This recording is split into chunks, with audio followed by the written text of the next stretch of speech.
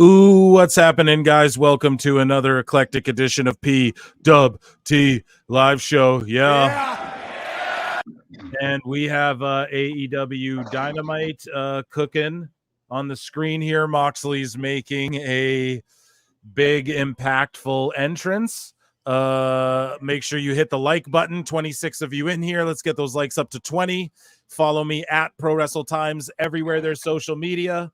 Immediately, Jeff Cobb, who hasn't been on TV in forever, and Kyle Fletch. I call him Fletch because that's what AEW's own website called him. They're just beating down Mox as he made his entrance through the crowd. And this is some New Japan shit they expect us to care about. Somebody tag me in what the attendance is. I have no idea. Welcome to PWT Live Show 16. The action's kicking off hot. Now Danielson's on his way out here. Oh, my God. The last time we saw him, he was having a seizure, and then he came out to just help Kingston. Now he's just brawling with people because, we're building an angle. It's great. Yeah, we're starting off hot, folks. I'm already a few drinks deep. Crispin was here with me, our excellent moderator. We were having having a couple libations, if you will, before the show started, and we're watching. I got Dynamite on, and I also got the hockey game on. So. Good. Keep us up to date in the chat there, Chris Benoit, about the update to the score of the hockey game. Post all that and everything. And everyone, round of applause for Crispin. Are we going, fellas? I love to be here. Let's go. I can't wait for another full live any tech issues or any questions you got that maybe I'm ranting and raving and don't have time to answer, you direct them to Crispin. Crispin, thanks for being here, bud. We'll check in with you in a bit, all right? We'll check in with you in a bit, brother. Okay, so of course we're gonna look at Phil Mark's bookmarks as the show goes along. I'm just sending the link around to people. You know, people like to hop in on this thing here. Sorry, Awful Wrestling. If you want to jump in, please do that. He started a Twitter space. I was encouraging him. I'm like, you need to start doing Twitter spaces for AEW shows. He did one tonight, and then I'm doing my Wednesday show. So it's sorry for stepping on your toes there. I didn't realize, bud, but I'm always live every Wednesday, so you got to just hop in here. Awful might pop in. You guys know the eclectic cast of characters. Guys, at Pro Wrestle Clips, at Pro Wrestle Times, you already know. Hit that like, hit that subscribe if you haven't. That's the free best way to support. If you want your chat read on screen and to be a part of the show, make sure you become a member or you get a super chat or whatever. And guys, I try to upload every single day to both channels, at least once or twice a day. And I appreciate all the support, man. 3,100 subs on the one channel, 700 on the other. Growing, blowing, hoeing, never mind. I've been drinking, guys, if you can't tell. Yes, Danielson's kicking Cobb in the corner. An alliteration for you fools. And I like Jeff Cobb, but goddamn, he's never really on AEW TV. But the people who like this show like this show. We're going to talk about how AEW didn't get a TV deal or nothing important. They rolled out some other YouTube show. We're going to talk about how Tiffany Stratton's controversy there. And we're going to jump into Phil Mark's bookmarks over the commercial breaks. If you guys want me to react to some Meltzer stuff, I didn't get too much Meltzer stuff. He was laying low because the TV deal isn't coming in. Or the reports aren't. What Dave was saying is bullshit, okay? They're not getting that fucking $1 billion. That ain't happening. They're going to get like 20 million or some shit if they get anything. So, which I still maintain. I think they'll still stick around with WBD, whatever. But you guys probably noticed Bugs Bunny on the on the thumbnail, right? And so here, let me pull up the Dynamite card so we can look at it. And let me send this link to Hairline, who's at a concert. Hairline might tap in from a concert, and we'll see what's going on, or he might not. I'm just messaging him right now, and we are watching Danielson put Jeff Cobb in a figure four.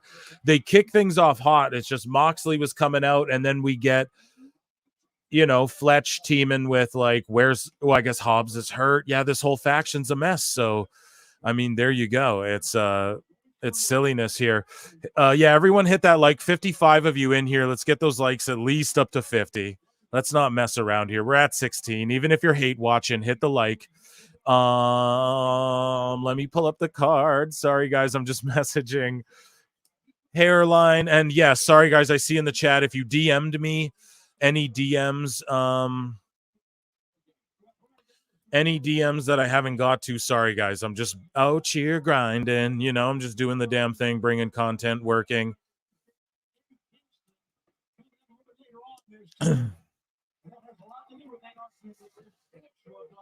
So sorry, guys. I'm with you. We're just watching this match. Cross chops in the corner. Woo, woo, woo. I'm gonna read some chats here from the members.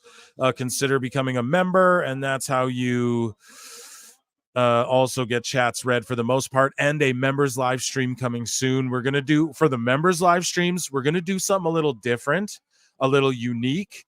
We might go like offshoot wrestling, and it'll be wrestling related, but we'll just, you know what I mean? Like the members, if you're a member, that means you really rock with what we got going on here. So we'll do, like we talked about, maybe we'll watch the Gringo Poppy together and laugh because Brendan Schaub gets brought up because Ronda Rousey, etc. Or maybe we'll react to, we'll watch like a movie, like one of Roddy Piper's movies or one of Hulk Hogan's movies together. So, you know, like we'll sync it up. Like the member streams are going to be something really cool and unique. We're formulating it, and it's coming sooner than later. The HPN with a $5 super chat. Thank you so much.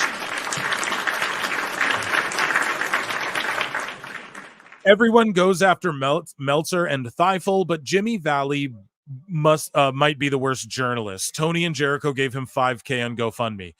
Well, listen, guys, if Jim Valley was sick and they gave him money for GoFundMe, great. That's awesome. I would do it too. I don't care if I disagree with your opinions. If you're like actively harming people, then yeah, fuck you and your GoFundMe. But if you're like just somebody doing your thing, and even if like you're reporting bullshit, I'm okay. I'd give you money too. Honest to God. I saw that a bunch of creators donated for soft ground wrestling in Uganda. I wish I was privy to that information.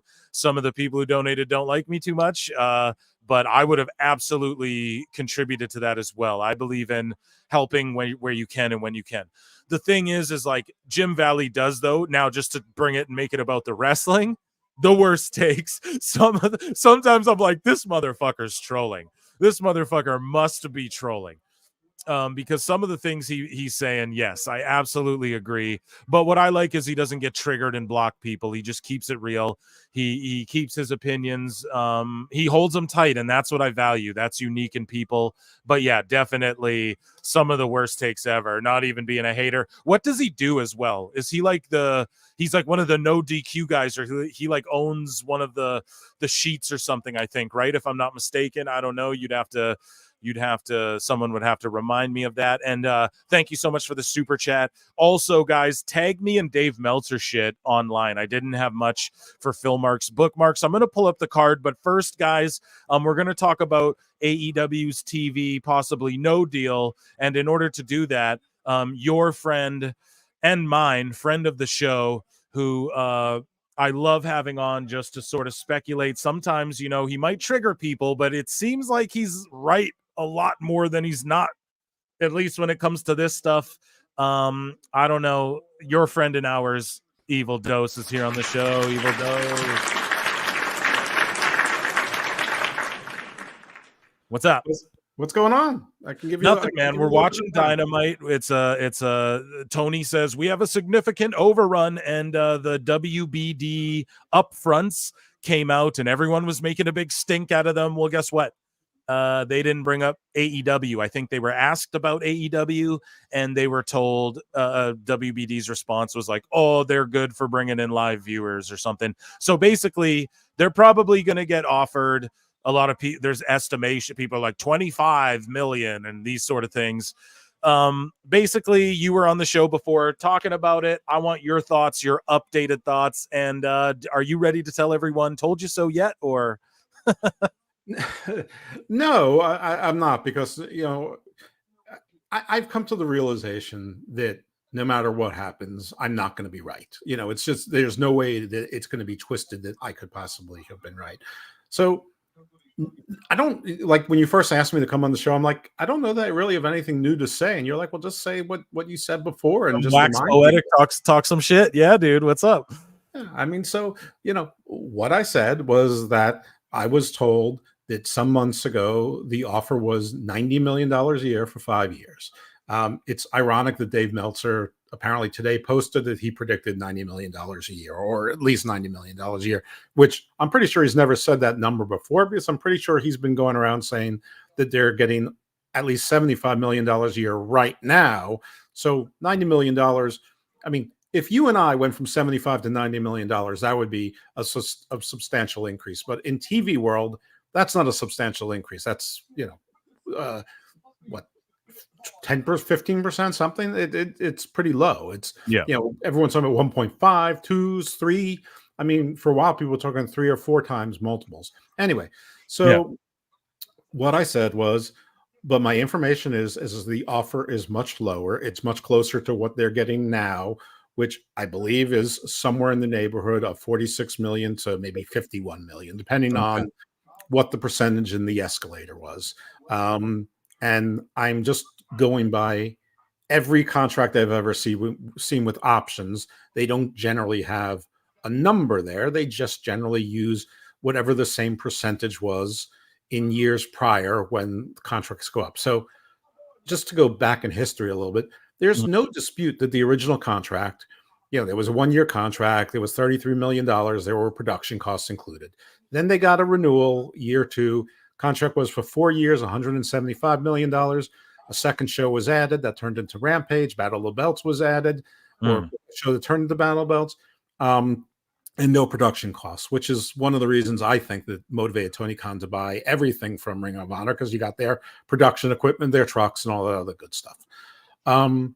But it's not 4 years divided by 175 in even shares. I mean, my math might be off, but year 1 was probably something like 36.5 million. Year 2 was probably like 40 million. Year 3 was probably 43.5 million. And year 4 was probably like 48 million, which would, get you to an average of 45 million or whatever it is, that ended at 46 or thereabouts. Then I figure that the escalator is whatever that percentage is. Seems like probably around 9 to 11%. Maybe you have an inducement to make it a higher percentage, just because it's the network's option, but it is the network's option, so probably not. So let's just say 10%, and let's say it was $48 million. Let's make it $50 million. Yeah, rounded high. Yeah, the math is 55 million, right? Of 10% for the option. We've never heard anything for Collision, which is weird because we've heard numbers for everything else. And my information was that Collision wasn't getting any money, that actually was paid time. That is supported by the fact that it simply hasn't aired 4 times since December 29th. But forget, let's say that they got some amount of money that's similar to Rampage, that they got $10 or $11 million. So that would put them around $66 million, not 75 or whatever. But I'm only seeding that just for the purposes of conversation. Certainly. So then I was told that Warner Bros. Discovery was willing to give Dynamite an increase, but they didn't want Rampage and Collision. So they were going back to 46 million, but it was for the one show. Yeah. But first, I can only single source this. Secondly, this is a person who is close enough to know what's going on in, sort of broad strokes and some details, but it's not really her department. So, she's not going to be involved with the minutia. She knows that Warner Bros. Discovery was unhappy with a lot of things that Tony Khan wanted, and the bigger numbers were contingent upon Tony Khan giving up some amount of ownership and control to Warner Bros. Discovery. But I don't think it's that Warner Bros. Discovery wanted to own control. What I heard, they were going to bring in a team of professional writers, and that they wanted Tony to watch the budget more, which was funny because, I think the first time that you and I spoke about, the next day is when he released those 10 sort of low-hanging fruit people, and then maybe rehired Anthony Henry back or promised to do so when he's recovered. And and then hired a new director of live events, which you can only assume means they're going to start booking smaller venues and, little trimming around the hedges things. And I'm actually being overly fair to thinking that Tony's using business. Hey man, I like the optimism here. People go, "Oh, Phil, you're cucking out to the IWC." Nah, bro, we're just got to be fair. Fair is fair. You're a happy guy. You're really positive. I mean, one of the things that's fun about the followers that I've gained in the last month and a half is that they are much more negative than I am, maybe more realistic. But anyhow, but then I did hear some numbers like, no, they're really pissed. They're not interested in it at all. They're prepared to walk, but maybe they'll keep one of the shows for $25 million. And I was afraid to report it. I really was. I just figured I'd get dragged all over the place, but I'm hearing it from other people who are saying they're hearing it from their sources. Now, these can be negotiation tactics. Anything can change. It's one thing to say, hey, we're prepared to lose the NBA, but it's another thing to actually lose the NBA and then have to, face that void and figure out what you're going to do. Or maybe their plan B, which I was told was to go after other sports, NASCAR, WNBA. I think there was one other that was named. I can't recall at the moment, but maybe things are not going so well on those fronts either. So, maybe going back to their old girlfriend is attractive to them. Maybe, AEW becomes more attractive. One of the few original programs that Turner airs is something called The Lazarus Project. It's had 2 seasons in Britain, but it's only had 1 season in the US. Mm-hmm. And the second season's about to drop. Well, Sky in Britain canceled it after season 2. So that's going to be another however many episodes of The Lazarus Project that is, whether it's 10 hours, 13 hours, whatever it is, of programming that they thought they'd have for years that they just lost. Right. And then there was the big announcement from Fightful saying, hey, AEW is going to get a new show. And it turns out it's a YouTube show, Reality Meal and Match. I'm sure. Right. So that's what I wanted to bring to this. So Tony Khan sort of takes I guess maybe they're trending. So he goes, oh, I know. We'll flip the news. We'll flip it in our favor. This is great. And so he announces that there's AEW's new show with Renee Paquette and RJ City, and I guess Eddie Kingston, of course, is going to come eat on the first episode. Hey, I like a meal too. People are like, give them props. At least they know their audience. That's, I like to eat. But this is sort of dinner for 3. I like to eat too. This is dinner for 3, essentially, but it'll be funny because Renee and RJ, they already should have been doing something together. I guess it's cool. They're going to eat kind of, we've seen different shows like this. This is for TBS's YouTube channel. Right. So that's like, what does that mean? And then they sort of just rolled that out as far. I think I had one more in here. Phil Marks, bookmarks about TV though. Something about, well, how much do you want to bet that show is already 100% produced? It's already like as far as they already filmed every episode so far. Yeah, like if they have 8 episodes or 10 episodes, that they're already made. I mean, they could have banked those up, exactly over like a few weeks, over 1 month. You could have banked up 12 episodes, if you really, and that's not hard to do to pull this show off. So, I mean, that's good for them, but they roll out, oh, we have a YouTube show. And it's like, where's that Logan Paul clip where he's talking to Brendan Schaub and he's like, oh, you do YouTube? It's like, he's like, oh, that's great. Because it's like, what does this, there's no TV deal. Oh, they're holding it close to the chest. Everybody's trying to act like,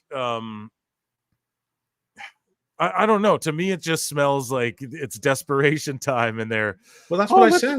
Let's swerve the algorithm into here's meal and a match, and it's like I said that there's a pretty good chance that there's not going to be a deal at all, or that Tony, will. And there's some dispute as to when the exclusivity period ends, or if it's still going on, etc. But that's not even of particular importance. There's also some confusion as to whether the contract ends in October or December. I've heard both, but I can thread that needle because I was told it ended in October. They agreed to a mini extension to December for both parties' sake. That it's really better for both, just to find programming in the new year for one and to find a new home for the other. So let's just assume the end of December. And you can certainly do this whole YouTube show between now and the end of December under the existing contract. No issue there. YouTube shows don't cost a lot. But what I had said is that, Tony might buy his own TV channel and then just go from there. Or you're going to find out a contract was acknowledged. It was a deal was made, but you're not going to find out what it is. They're going to say we're keeping the details close to our vest, and we know what that means. Just like Collision, it's either too small to be announced because it's embarrassing, or worse. And speaking of Collision, here from @Sitting in Gorilla, here's a little video that was put together. Has been paid for by the NWO never were over. And here's the quarter. I'm not trying to just trash to trash, but it's got to be talked about. It's topical to what we're talking about. Here's the Collision numbers. I didn't watch this video before, so I'm sorry if it's like the most epic hater shit ever, but yeah, here we go.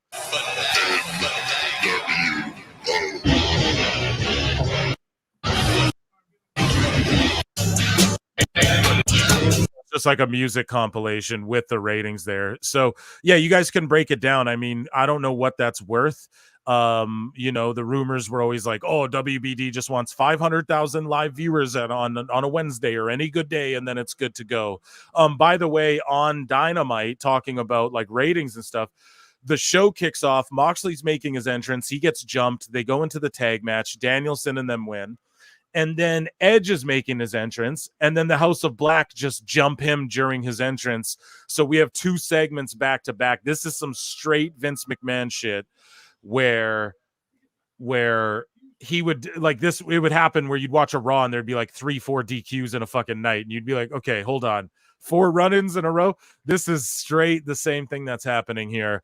And then just to like, I don't know what's going to work for them at this point to try and make it topical to what we're talking about here, Dose.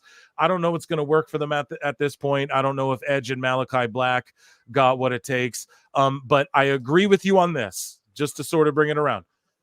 And myself and Hairline have been talking about it on PWT podcast and the live shows. We agree with you, dude. He's just going to buy the fail safe, the nuclear button, the plan B or the plan C, the plan D. Tony Khan, his back pocket plan, he's just going to buy a network or make a streaming service and just air ROH, AEW, and whatever New Japan he's allowed to air. That's what he's going to do. And he'll air his little YouTube shows. He can air maybe his, I don't know if he has the rights to like his reality shows he tried to do. And he'll just put all of that on his own like network / streaming service or something like that. I think that's what's going to happen if he doesn't get like a TV deal that he's down with. And I think it's been taking so long because that number and Tony Khan's telling them like, no, wait till after Double or Nothing. Like after Double or Nothing, we'll show you. Edge will be the team. We'll turn it all around. Mercedes will turn everything around. And I actually got into it a little bit with Andrew Zarian. Not into it, but he had nothing to respond to me. And I love Zarian. I'm shouting him out, but he was wrong about all the Max shit. And he was super confident about it. And then he had said to, I think you or somebody on X, he was like, nah, they didn't want Mercedes Moné to create TV ratings. They wanted her to help the division grow or to like whatever the fuck he said. And I was like, that's bullshit, man. And he said like it's simple-minded or whatever he said.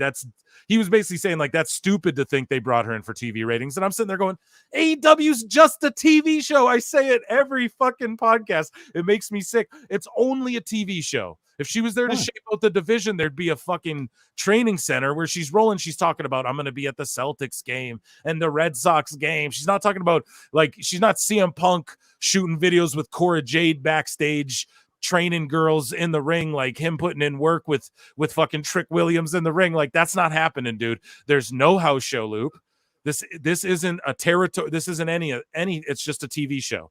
And then they do a pay-per-view. So don't fucking tell me Mercedes wasn't brought in for TV ratings. 100% Sorry, I just, for ratings. I mean, you're Yeah. 100% right. I mean, they have Serena Deeb. They have Taya Valkyrie. They have Mercedes Martinez. I think they hired Madison Rain as a coach. They have people to be trainers and coaches. So they have that in place. Of course, Mercedes, they didn't bring in Sasha Banks, Mercedes Moné to solidify the division. The division's solidified, just like everything else in AEW. It's overpopulated. They have some of their best people on Ring of Honor because they still only do 3, maybe 4 women's matches a week. So I mean, they don't need to solidify the division. They need 3 or 4 top people and 3 or 4 villains at a time, or faces at a time. That's it. But yeah, it was silly because obviously, I mean, they named a pay-per-view like event called right, they Big did a whole Business. TV show about her. They Right. did a whole show about her. It's like when NXT does like Spring Breakin'. What did they do? Big Business or whatever. Or when they do Halloween Havoc on TV. Why did they do that? To pop a fucking rating. They did a whole. We shouldn't even have to be like arguing something to the baseline of common sense. Right, I agree. Here we have a $10 super chat. Oh my goodness! Wow, the Young Bucks are on screen with Okada and Jack Perry, and so Plinian Pixel Art, beautiful name, $10 super chat, and I'm gonna listen to the Bucks, and I'm gonna listen to Okada and Jack Perry, and I'm gonna answer your question here. And so is Doe. Is he Pliny the Elder or Pliny the Younger? I'd love to hear if you guys think this can be turned around. It feels to me like they're past the angle of repose, and ratings will keep sliding until they rest at the bottom of the hill with TNA. In my opinion, what's going to happen with AEW is they will just be kept alive and will be always regarded as like a TNA. And let's say in 10 years, if Tony's doing that. Here's the thing with WCW. And actually, this question's very apropos because myself and Dose discussed this like a handful of shows ago, where we talked about the hope and the idea is that they one day rise from the ashes like a phoenix, right? Everyone loves the comeback story. Everybody, when TNA started getting their shit together, everyone's rallying behind them and going, oh, AEW better look out. And also, that's what happened with WCW. We talked about it a bunch. They were down and out. And then they rose up, and then it took Eric Bischoff. He took it over after a long time of being down and out. And he took it over, and then in 5 to 6 years, he brought WWEF to its knees, dude. Almost took him out entirely. So, yeah, it's not like AEW's done forever. It's done forever and ever and ever. But do I see this company being sold in our lifetime? Yep. Do I see it just running smaller buildings eventually after it's far too late because it's already too late and we've all been saying it? Yeah, I see that happening, and I see it becoming like the next TNA. It will just forever be the number 2. And then I see a point where it is like legitimately between them and TNA, like what is the best, whatever. And I also in my lifetime see Tony Khan potentially selling Ring of Honor to the WWE as well. I could see that happening in our lifetimes, but I don't see them ever conquering WWE as far as turn it around. What do you mean turn it around? Get back to the million? I would love that. I would love if they were getting over 1 million, 1.5 million, 2 million every single week, and there was a debate. But there's just no debate because they can't get their shit together and it's trending downward. You have to be objectively honest about it. Dose, what are your thoughts?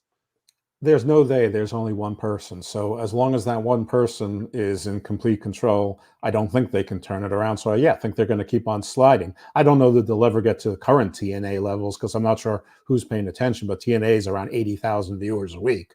I think that, if you look at 2 years ago's low during a show and 2 years ago high, it's much higher. Then a year ago, the low from 2 years ago sort of became the high from a year ago. And if you look at the low from a year ago, it's sort of like the high now. And I think that trend is going to continue. So in a year from now, the high point is going to be somewhere in the 6s and the lows are going to dip into the 5s. And I don't see any reason why that trend's not going to continue. The free agency thing isn't working. There aren't that many star free agents, if any, to go after. And I'm not sure that Tony evaluates star free agents realistically. And the people he's behind, his own organic people, are the wrong people. I mean, you could build a great promotion out of that roster easily. You could also cut, 120 people from that roster easily. But you could have. I mean, I actually think the women's division is better off without Mercedes Moné. Well, she just clutters it up. Right. Well, they just announced and they just ran a little advert for the Young Bucks and their heels. But they have a Reebok shoe coming out? What the fuck? Thank you so much for the $10 super chat. They have a fucking... So a cinematic match in a commercial with Okada and the Bucks starts playing out, and I thought it was part of the show, and it's them fighting the Dark Order, and it's the commercial for the Young Bucks' Reebok shoe that's coming out right now. And they looked trash, not even being a hater. What the fuck, man? That's what just aired on this show. This is a full-blown vanity project. Like, this is a full-blown vanity project at this point. Now the Bucks are coming out. We have some super chats. For $5, John D. Lee says it reeks of suckitude, and desperation equals depression. Yeah, I mean, I agree with you wholeheartedly. And then John J.I.D. says, tonight's Dynamite is so trash. The only good thing is Okada versus Dax because I'm still waiting to see what makes Okada special. He still hasn't shown it. Okay, go back and watch his New Japan shit. I'm telling you, that's the Marcus thing ever to say. Him versus Kenny, if you lived that program and if you lived through all of that and you were there at that time, that was tremendous stuff. Like, that was absolutely tremendous stuff. And they did tell a story throughout those matches and all the matches in between. Kenny Omega did do a comedy match in between, but that's neither here nor there. But like, that's what has gotten me invested into Okada. Okay, like, I own his shirts and shit. I love Okada. But the thing is this stuff he's doing, I like that he presented a different character at first. Now it's just not really amounting to anything. Like, we're seeing the Bucks are killing the fucking ratings, and they are taking up a huge chunk of the show, and the crowd's not reacting. There's people yawning, it looks like, in the front row, and I'm not even being salacious, if you will. And then it reeks of suckitude and desperation. Absolutely. Thank you both for the $5 super chats. Round of applause for you, gentlemen. We have more coming in. We're going to answer these shows.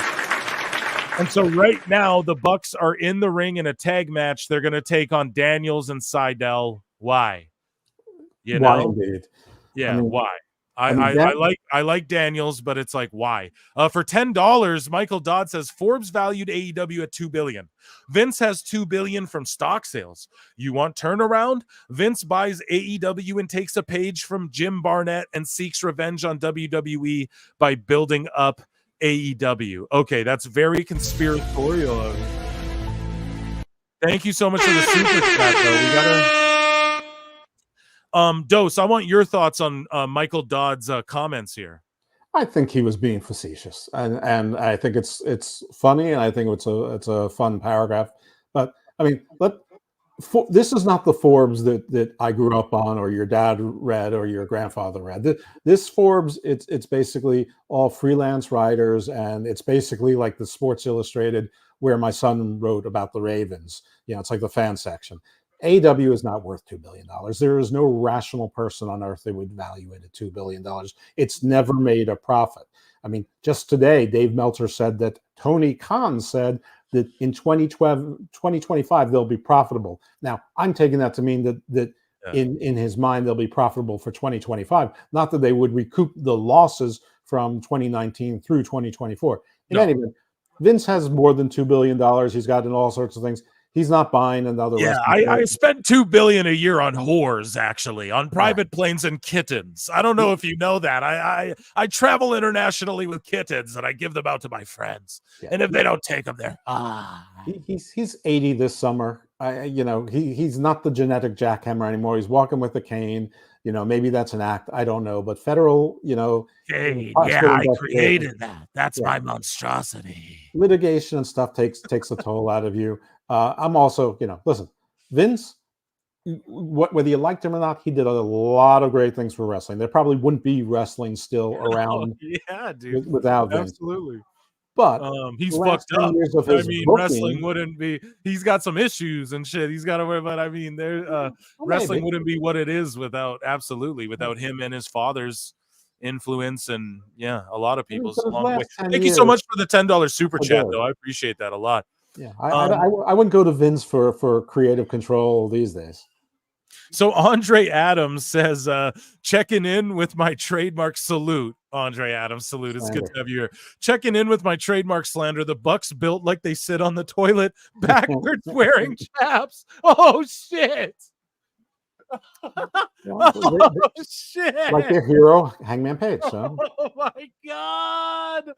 Oh, my God. We might owe him for God, dude, Andre Adams is such a gem. He comes in and cooks people every fucking Dynamite. The Bucks built like they sit on the toilet backwards wearing chaps. Oh my God, dude, that's so good. Thank you so much for the super chat, dude. Yeah, it's like Butters from South Park. That's what that shit reminds me of. Okay, Andre Adams again. Jack Perry looked like the Gerber baby had a rough life. Yeah, dude, he looks like Dick Masterson, who like you don't want to look like right now. You know what I mean? You mean Danny Masterson, right? Danny, what did I call him? Dick Masterson. Sorry. I mean, that's the guy from the Biggest Problem in the Universe podcast. Shout him out. But Danny Masterson is who I meant. From that 70s show. Yeah, dude, you don't want to look like Hyde right now, I guess is the way more people. Thank you so much for the super chat. Andre Adams, dude, you come in, you're that guy deserves a cookie. He cooks once an episode. He comes into the live show. And then we have Evan Bourne in 2024 deserves better. He's wasted now. I disagree. I think John JID, thank you so much for the super chat. Round of applause for the super chatters, guys.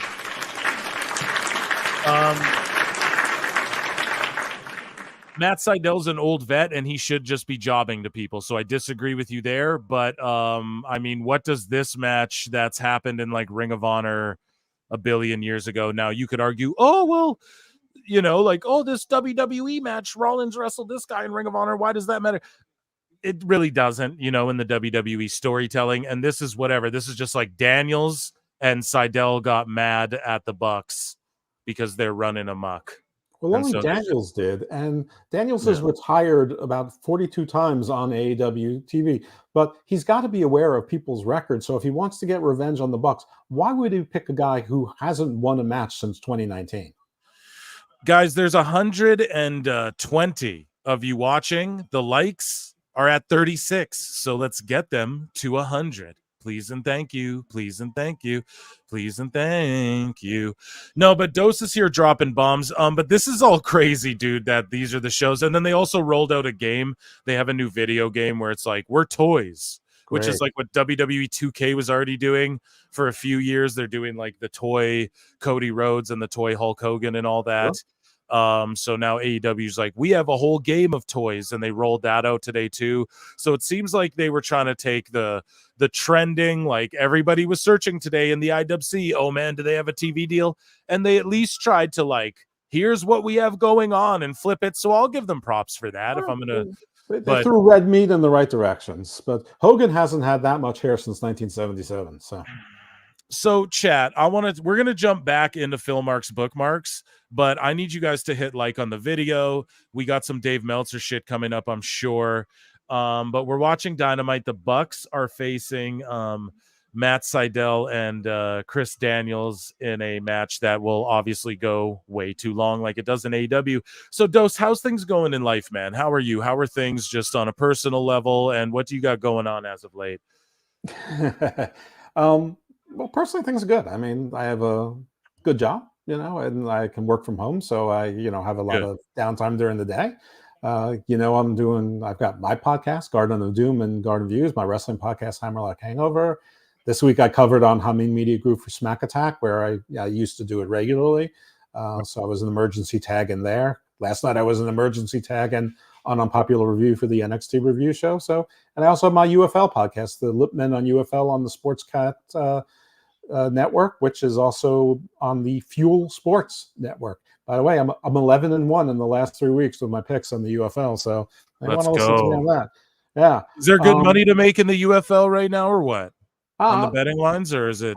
Well, yeah, because they push the betting mercilessly. I mean, it's like almost like it's a commercial for like Atlantic City. It's constantly betting. Dude, I gamble, bro. I ain't gonna lie. I bet on playoffs. Like, no, listen, I don't gamble. Like, I'm not a degenerate out there. Ooh, but like, yeah, when there's like, okay, listen, there's playoff hockey going on right now.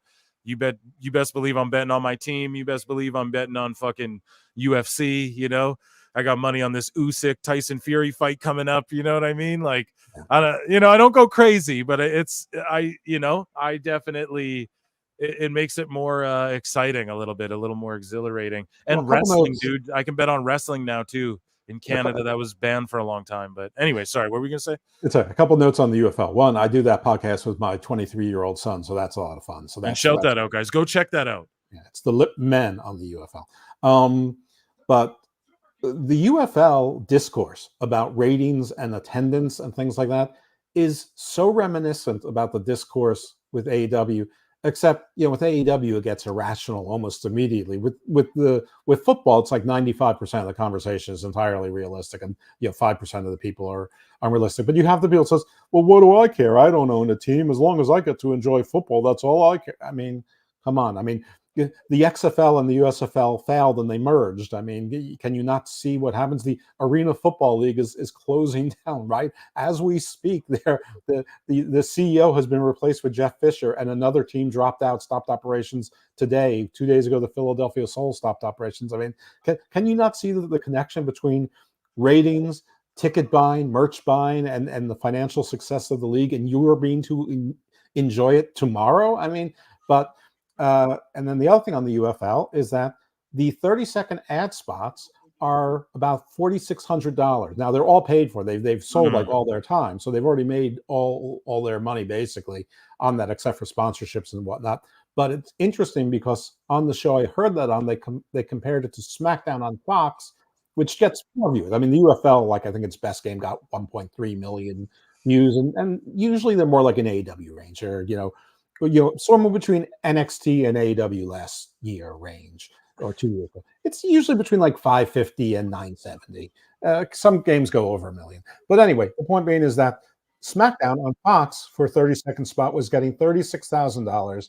So you can see the difference. So that's where the hope is for the UFL. If you keep this up, you can raise your ad rates, maybe not to SmackDown levels, but maybe 2 or 3 times what you're getting now, and now you're onto something. But who wants to watch a football game when there's 6,000 people in the stands?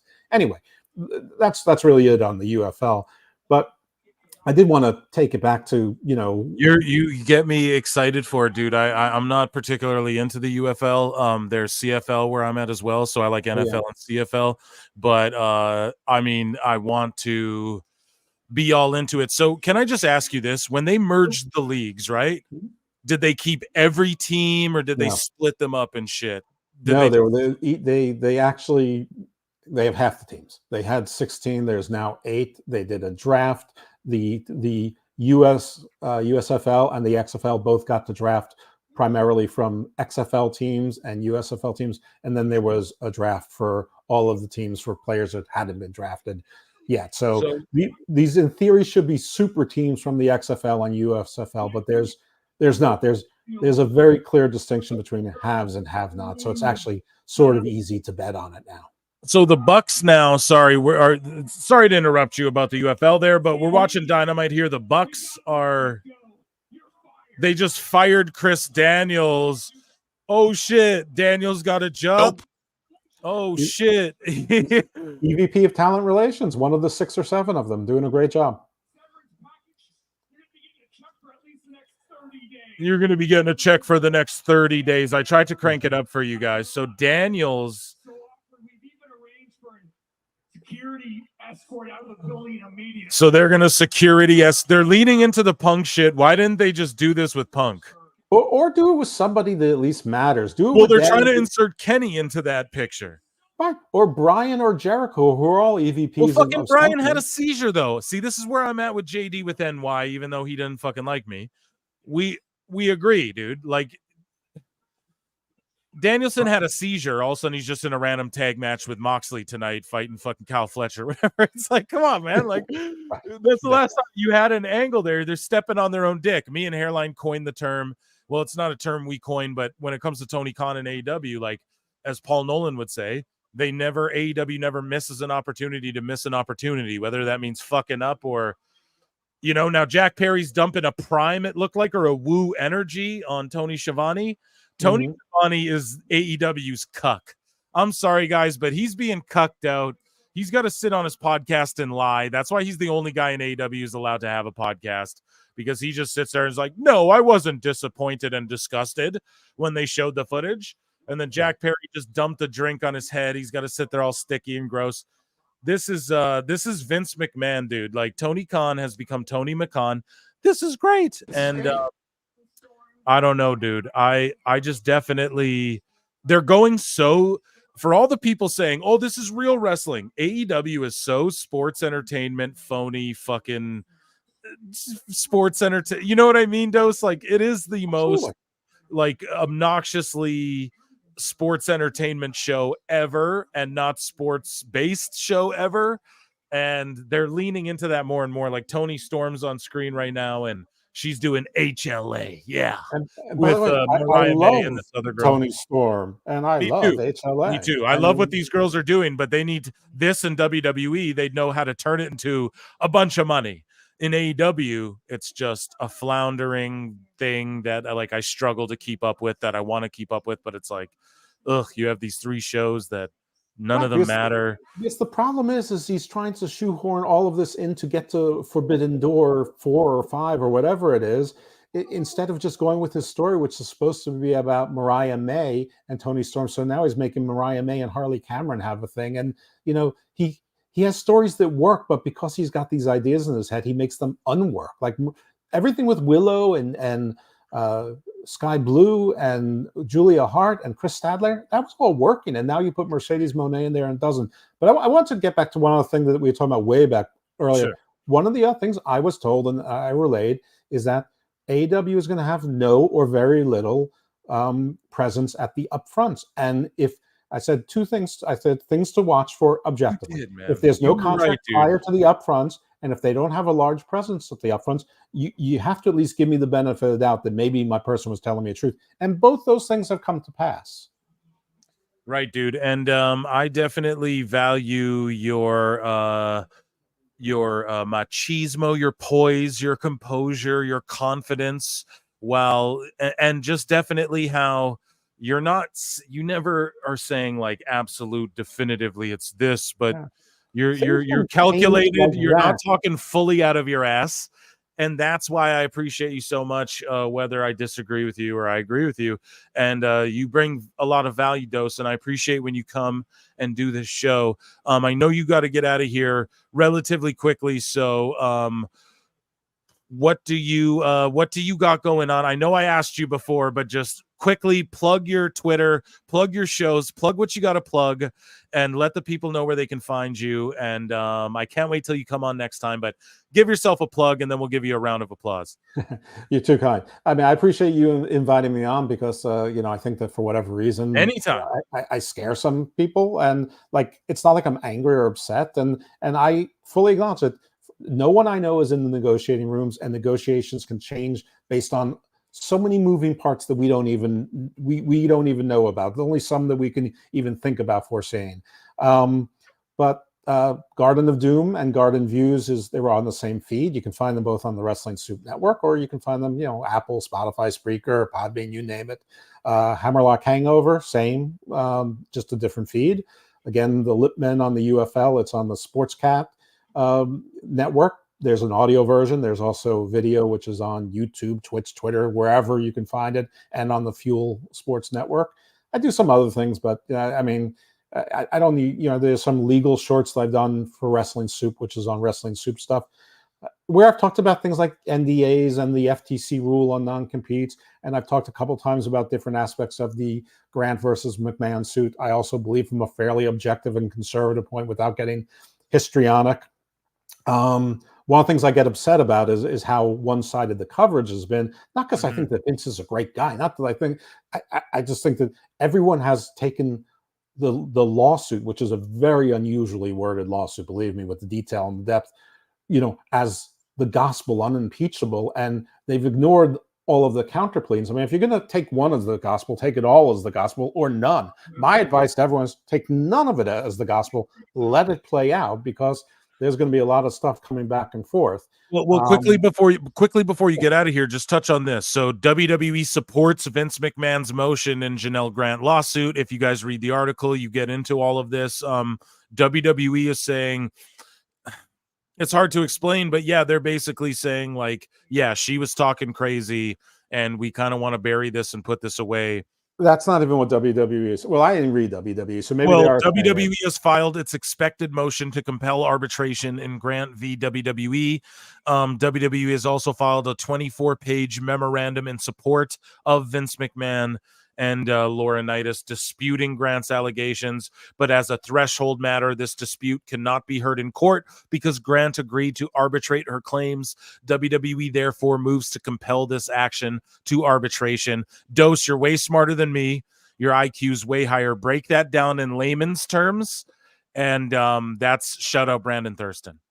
I don't know any of the things you just said, but I am trained in this particular area. And by the way, on the legal short I did for Wrestling Soup, I actually predicted that John Laurinaitis was going to join in Vince McMahon's motion to at least compel arbitration, because he's been silent since, and I'm sure he doesn't want this in the public eye. And I predicted the WWE would maybe not touch on the facts themselves, but they would certainly also join in the arbitration, because that's what arbitration is for. Remember, this was a middle-aged woman. She's 42 now. She wasn't a kid who had a law degree from Pace University and lived with a lawyer who was a high-powered lawyer who lived, 4 floors down from the penthouse in a multi-million-dollar condo building. So she wasn't completely without resources. But what they did is, so arbitration is alternate dispute resolution, alternative dispute. That is so favored by every court system. Courts want things out of the courts. They want things anywhere else. This is a contract. So arbitrators are not like any Joe Schmo. They're usually retired judge, senior partners, whatever. They're high-level people who have dealt with trials, and arbitration provisions are usually granted, oftentimes to my dismay. I mean, when Stephen P. New filed suits against Ring of Honor and Sinclair on behalf of Joey Mercury and Kelly Klein, I very much wanted him to have the arbitration set aside, because he was sharing all of the materials with me, including the discovery materials that would have given me financial information and stuff on all of these promotions, which is what I'm more interested in the business of wrestling. And he lost in the federal and state court, because one case was in the federal and one was in the state for various reasons. Anyway, WWE also they took her complaint and they took things that she stated in it and they used them as grounds for impeachment. She put a lot in this suit, and either was preemptively to sort of like not have to say yeah, but later on, but she put a lot of stuff in here that if you just take them objectively, doesn't exactly sound like there wasn't somewhat of a two-way street here. So they have a statement of facts. I haven't read their statement of facts, so I don't want to prejudge that. But basically, there's like a 5% chance that the courts will not compel arbitration. And then what happens in arbitration is either they'll settle it because the winds are out of their sails and we'll never hear about it again. She will once again sign an NDA, but I guess this time with a good attorney, right? Or it'll go through arbitration and maybe one day we'll find out what the results are. But this case has lots of layers to it and it's really too much to talk about. But basically all 3 defendants are saying there's a binding arbitration clause. There's no reason not to go through binding arbitration. The arbitrator can hear every argument you have, including your arguments about sex trafficking and speaking out, and whether or not this was abuse of power, and whether or not there was rapes and assaults and Harvey Weinstein. Right. Whatever issues you want to raise, there's nothing that the arbitrator can't hear. But the only part of this is that it must be heard before an arbitrator and not a court, and it's going to be cheaper and faster and more efficient. And courts, you love that, and the court's going to say, "Yep, we love that." Man, you guys, when Dose comes here, he drops fucking gems. There's a reason he's on the show. Round of applause.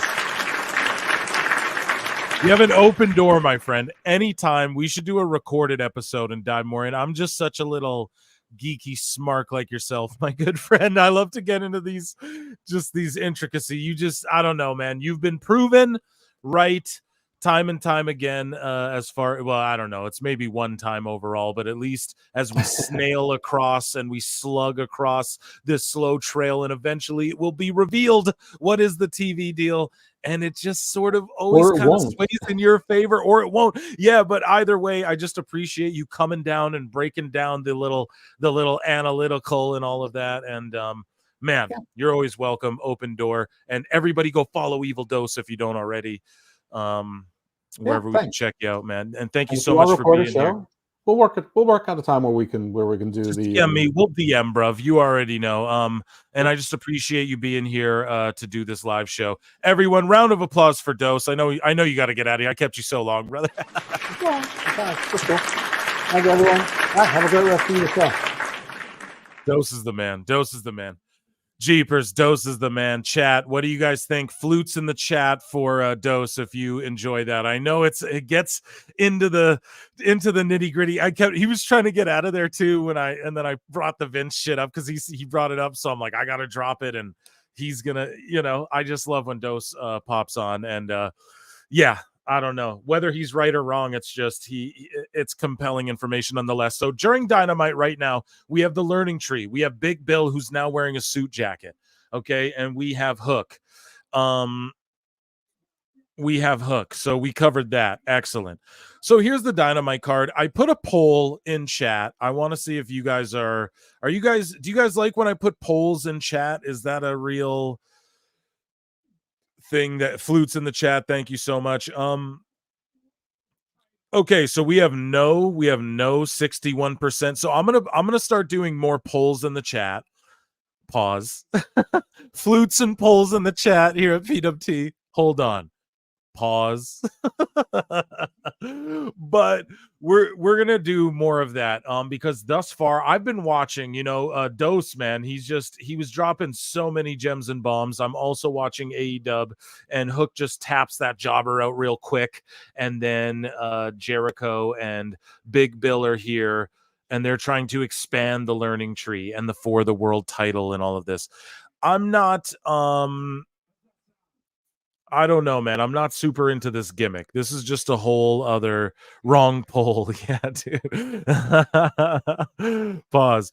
But I'm not now.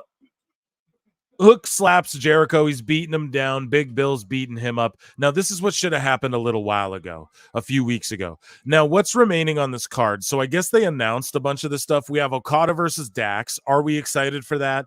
I don't know. He put out a tweet saying, "Oh, where's all the old paid podcasters saying, oh, where's the story?" Who's this? Shibata, the wrestler. Imagine you come out and your name's the wrestler. Like, come on. So we're gonna see Harley Cameron take on Tony Storm, or did that happen? And I was zoned out listening. We're gonna have a contract signing. And we have Swerve and Cage in a fucking title eliminator. Bruh. Shapoopy just ran out. Jericho's going to get to gloat over him now. Here, what I'm going to do is I'm going to start just like trying to show the members' chats as we go. And then that's a lot easier too. And then I'll try and read to some of them because there's so many. You guys are this is the best community ever. And if you haven't yet hit that like, you guys know I like the likes. Crispin likes the likes. Guys, we've converted Crispin too. He's like, dude, I'm getting into AEW. And it's so funny. I'm like, dude, they're about to not have a TV deal.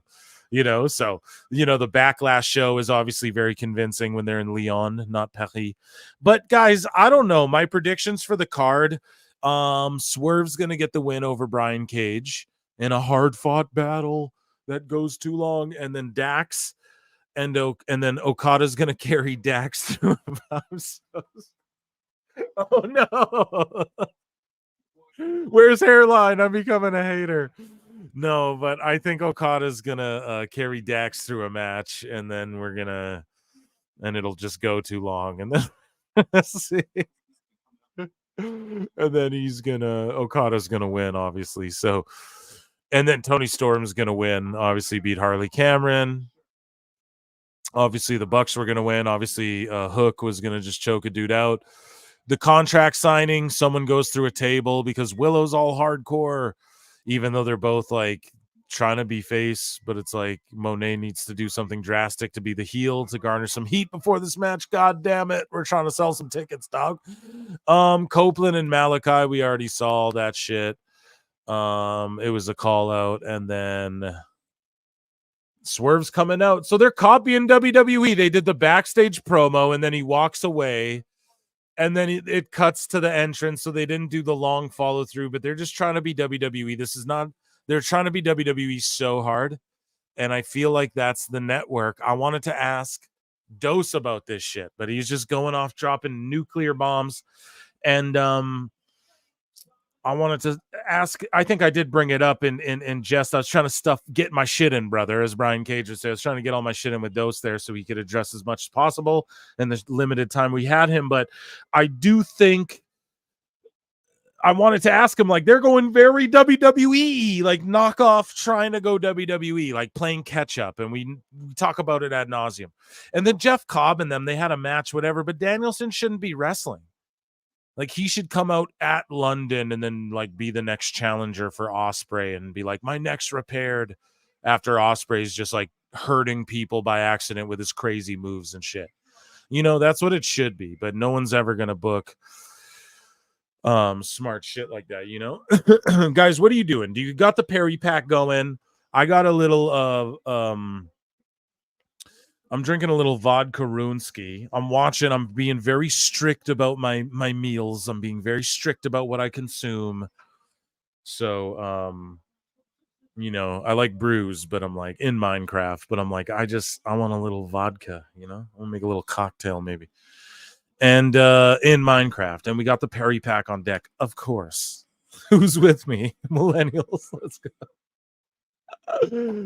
I'm just fucking with you guys, but yeah, we have Brian Cage coming out. Here's the title eliminator. This will be a great match. It'll go way too long.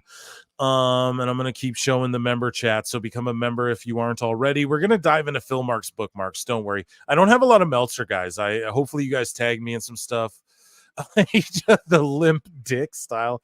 I wish Danielson would retire before he becomes Flair. Speaking of Flair, I'm working on a video.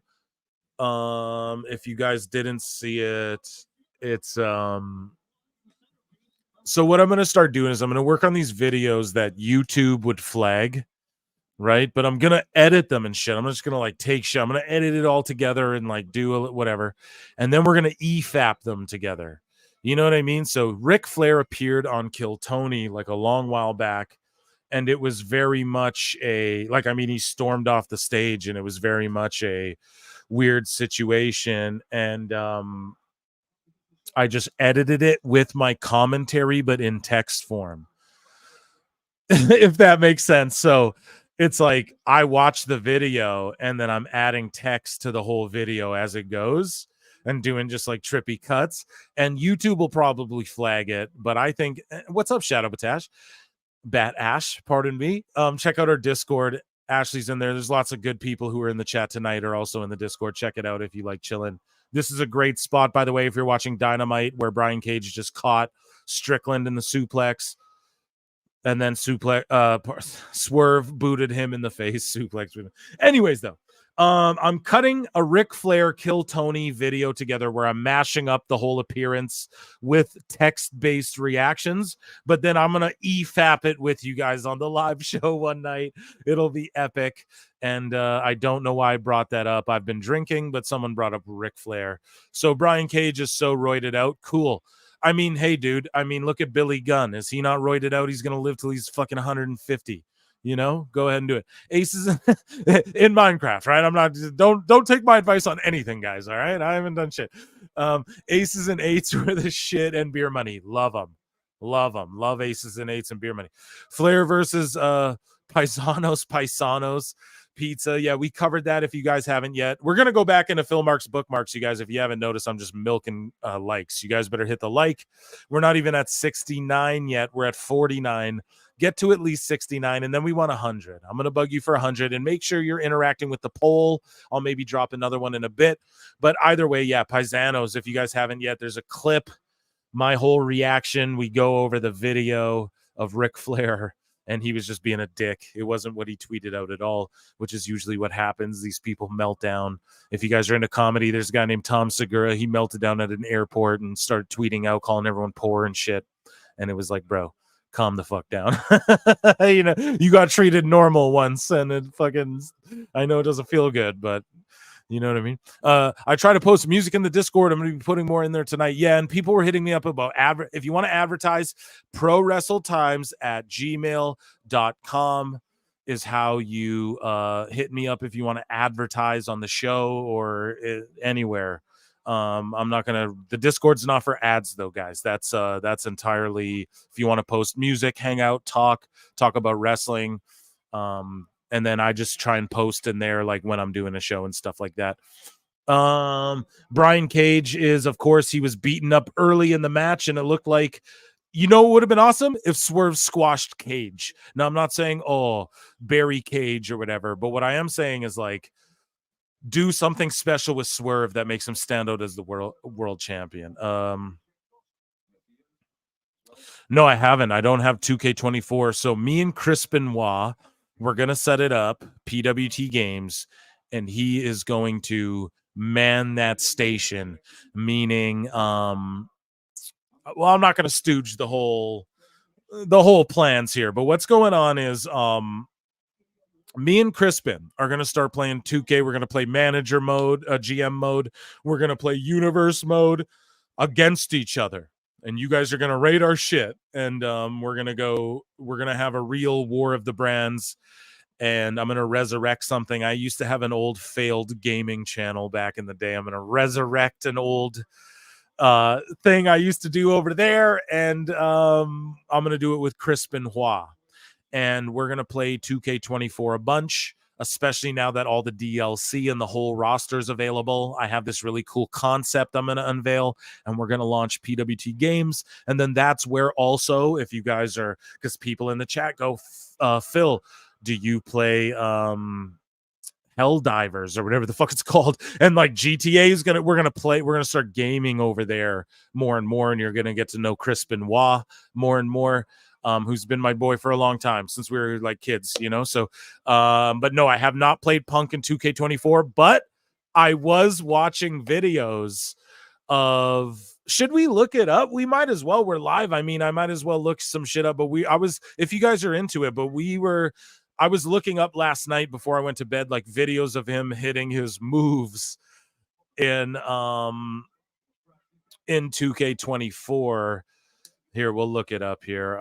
Phil Marks, bookmarks.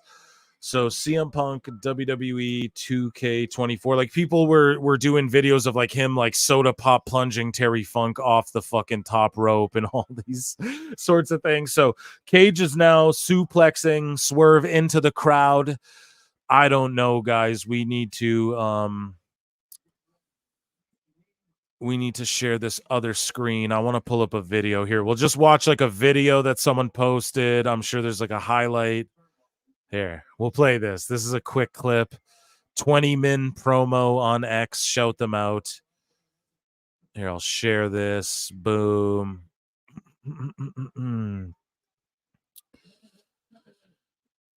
So here's Kurt Angle. Like I was watching videos like this of just people doing CM Punk stuff. His move.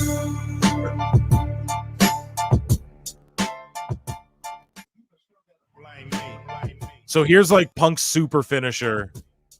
Look at that sold out crowd on the hard cam side, Daddy. No, that's actually not. That's, you guys know what I'm talking about. It's to the Raptor. Boom. And then Drew McIntyre clipped that, and he was like, oh, Punk's in the video game, and he's already working injured or whatever. Fucking Drew McIntyre, man. That's good shit. We have a $5 super chat here from Plinian Pixel Art. Drew McIntyre posted a video of Punk getting injured in 2K and laughing at him. This is a PSA. Look it up. He's amazing. Okay, just for that, you super chatted it. You paid me. I'll fucking look it up here specifically because I just brought it up in passing there, and that means that's synchronicity right there, folks. Like, I didn't see that chat. I brought that. We played the clip. All of a sudden, there's the chat. We're catching a vibe. That's what that means right there. Not to get hippie-ish, but it's what it is, man. Okay, so Drew McIntyre. I'll just go to his X, and I'll pull it up, guys. Don't worry. But yeah, so here I got the clip right here instantly because it's already people. Way more interesting. Sorry, I love Swerve, but like, what the fuck? Thank you so much for the $5 super chat. We're gonna play the clip you requested there. Excusez-moi. Perry Pack got me lit up. Lyon, France. Just kidding. You guys probably fucking hated when I was speaking all French and shit. Okay, here we go. Let's share this. Share. You guys see that? Perfect. So here is, Drew. What did he have to say? LOL, he's in the game for one day and already hurt. And it's the perfect clip. Punk counted away. Now he's going to go up to the top rope. What on earth? You see a hookup plan here. Punk looking to go for broke. Underhooks both arms. Here we go from the very top turnbuckle. The push. Drew is completely out of it. Corner. That's hilarious, guys. And if you Cop 2K24, I will be playing that with Chris Benoit and with you guys online. And if you guys don't listen, I got no advertisers or anything like that, but listen, if you shop at www.shop.com, use our link below, the PWT link, and then it costs nothing extra, but what you do is like, WWE gives you boys a little cut. You know what I mean? So, creepy. Drew is quickly becoming my fave. He's doing the best work. If you guys haven't yet, check out Pro Wrestle Times podcast. Here, maybe I should post that in the chat. I'll post the link to it. But Pro Wrestle Times podcast episode 62 just dropped with myself and Hairline. I'll drop the link in the chat right now.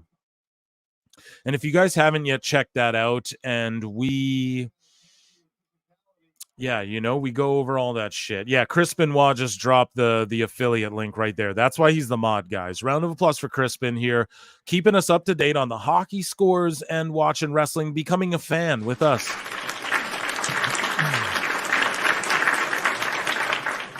How about that? That's what we do here at PWT. We promote change. Like, what are we offering? We're offering a change, man. We're getting fans excited again for wrestling. We try. We're stuck at 54 likes. Yeah, please, if you guys don't mind, please and thank you, hit the like. Get us to 100. Even if you're hate watching, even if you're e-fapping us, just hit like, please. There's 127. I know 100 of you at least like the show. God damn it. So hit like. But yeah, we covered it on the last podcast. I dropped the link, I believe, in the chat. And that podcast, we talk about Drew McIntyre, how he's doing the best work of his life. Absolutely. And we're about to jump back into Phil Mark's bookmarks here.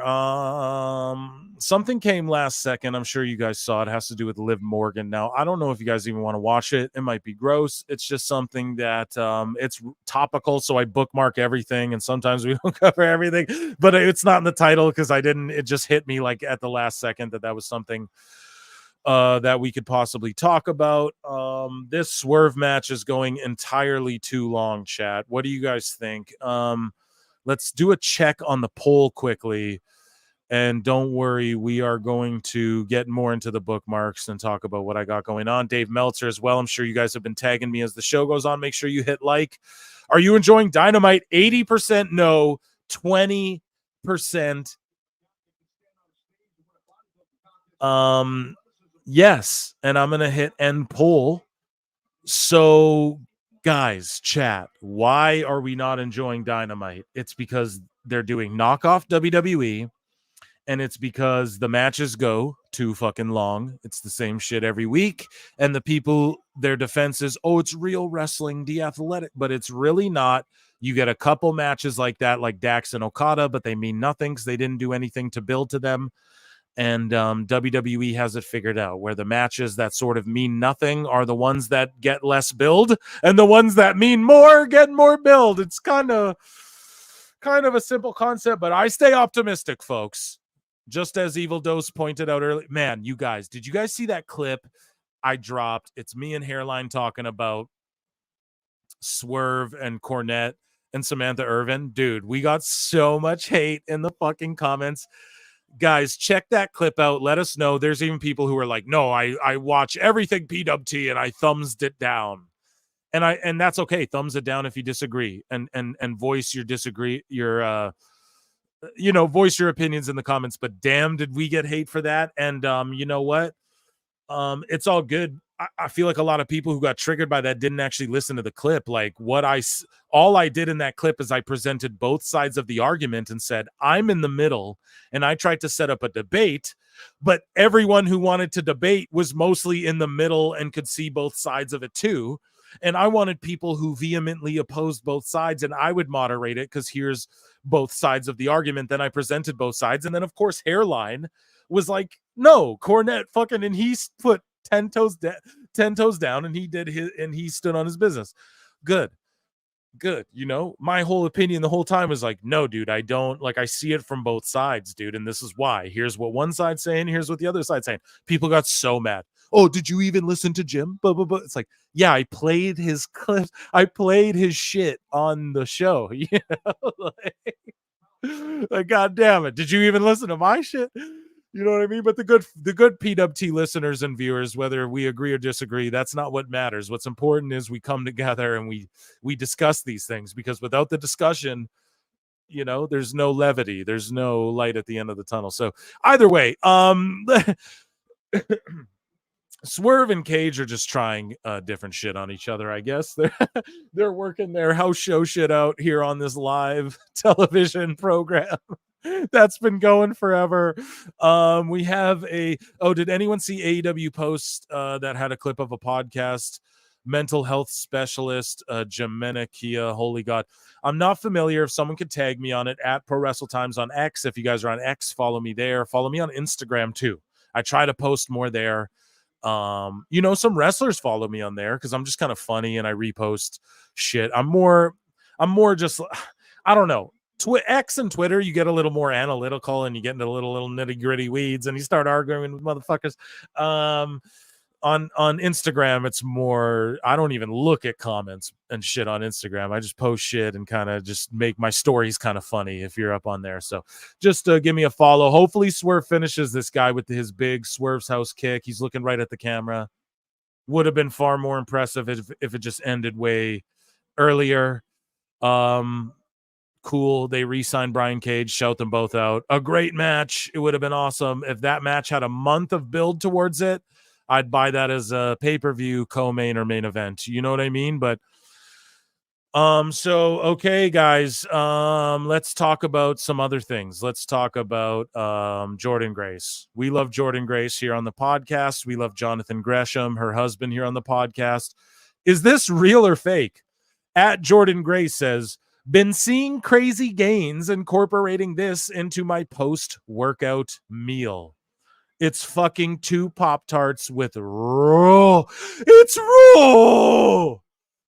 It's raw. Shout out Gordon Ramsay, dude. I love Gordon Ramsay. It's raw. Now Swerve's attacking Brian Cage with a fucking chair. What is he, the heel? This is what I mean. You're not cool just because you attack guys with chairs. Are you a heel or a babyface? Heroes and villains. Do I have to get my channel pulled? Do I have to get a second copyright strike and play Metro Boomin's whole album front to back on this fucking channel to inform you motherfuckers about what Heroes and Villains is all about, dude? Because it's an integral part of life. Here's Mama Wayne and Christian Cage, and then Nick Wayne with a dick punch. Okay, but Swerve was attacking with a chair. Oh, but they attacked me. Oh, but you attacked Nick Wayne and bloodied him in his own gym and hated on his dad. So I don't care if he punches you in the dick. You know, like you had it coming. It's like quid pro quo, baby. You got to fucking give one to get one. This guy Swerve ain't done shit to redeem invading a baby's crib. That's all I'm saying, man. Mama Wayne is the best part of the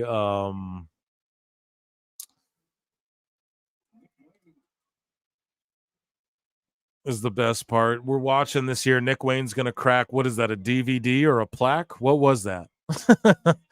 What was that? But guys, who works out in the chat? So I work out. I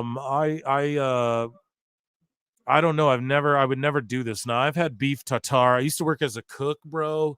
I've had like bone marrow and shit. You know, I've had like weird stuff. This to me is entirely unappetizing. But go say that to Jordan Crace, who's built like the Juggernaut, bitch. I'm the Juggernaut, bitch.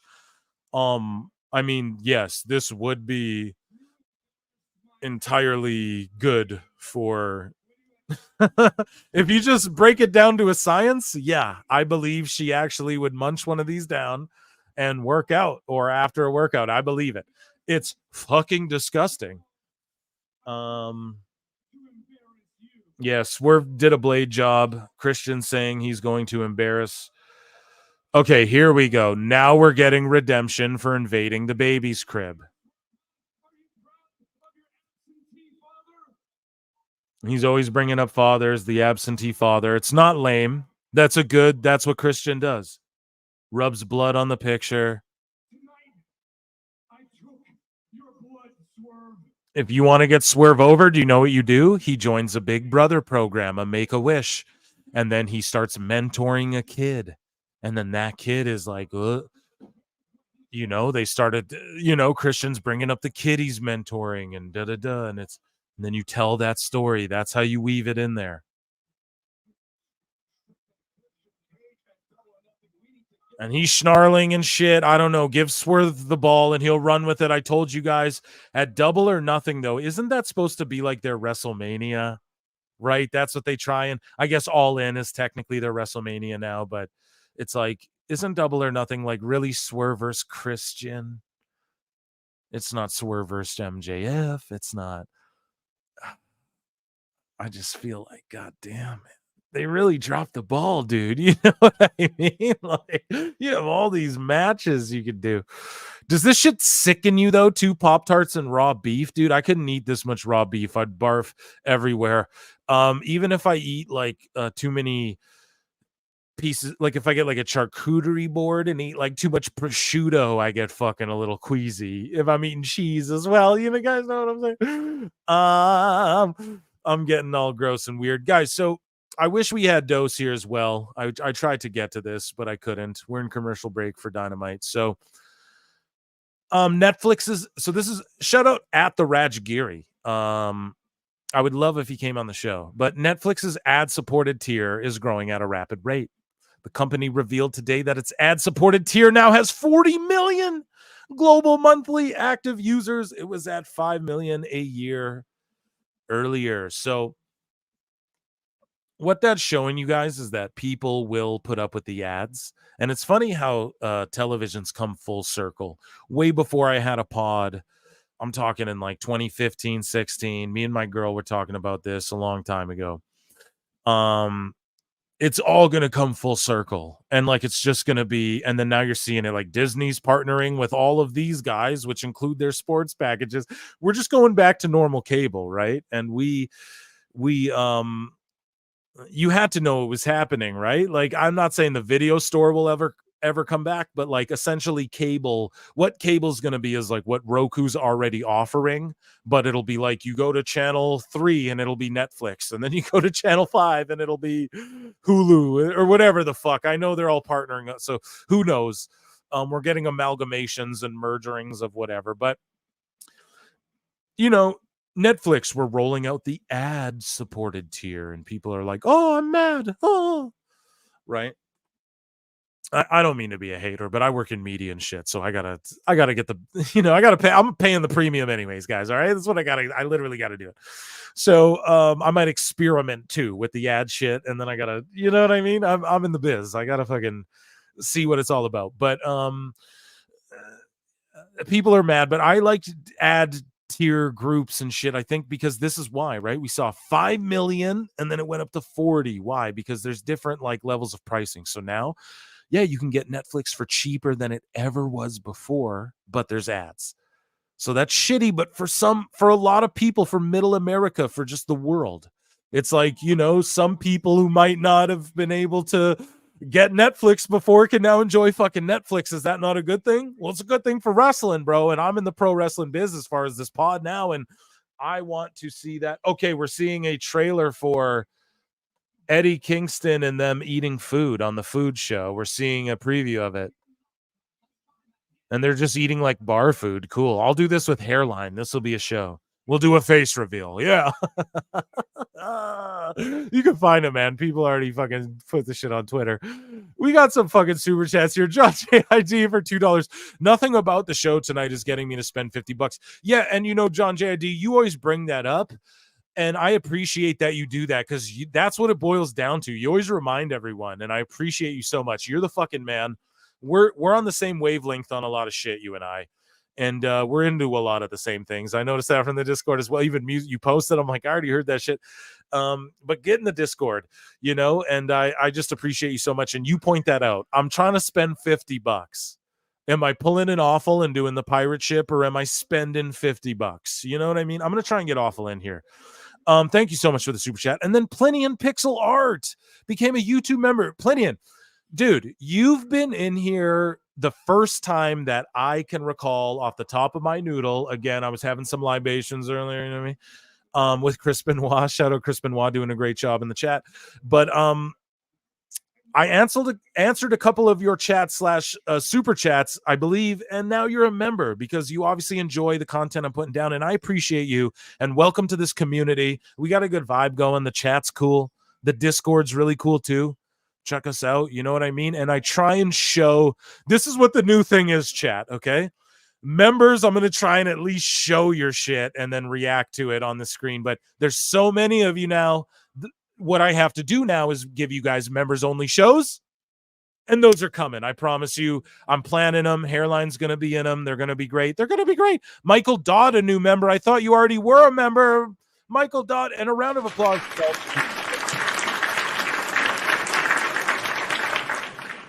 It's like Canadian money, like 99 cents. That's like fucking, if you live in America, it's like, I don't even know, 70 cents or some shit. I don't even know.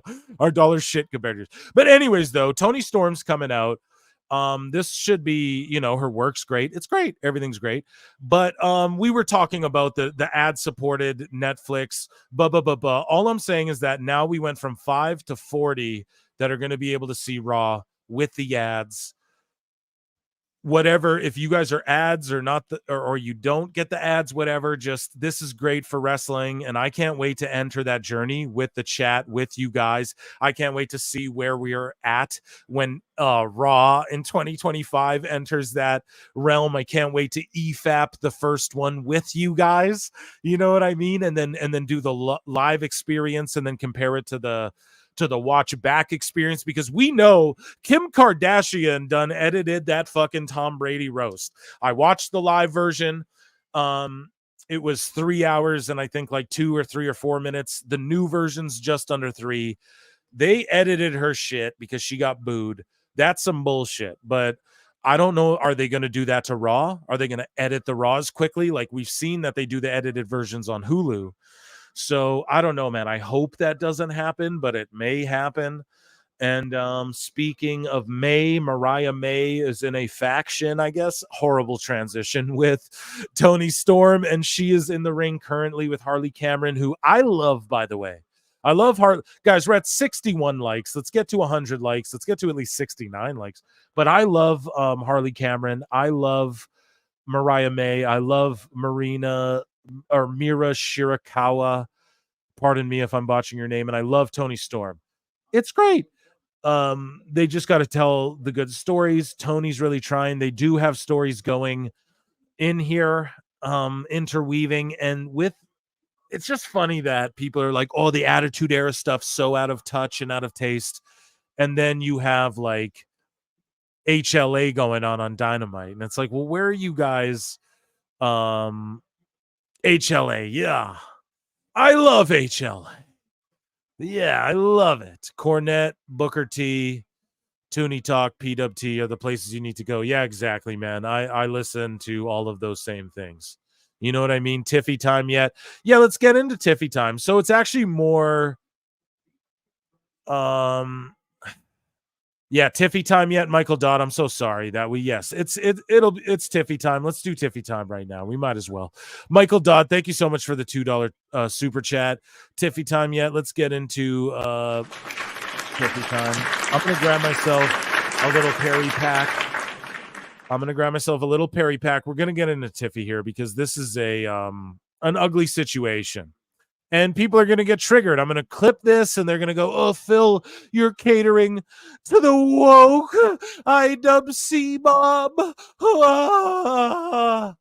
And it might not sound so, like, elated and orgasmic as I just sounded there, but it's, I'm going to open this link in a new tab because I bookmarked Ringside News, and we're going to get into this. But first, guys, make sure you hit that like. I am going to hit this little Perry pack in Minecraft.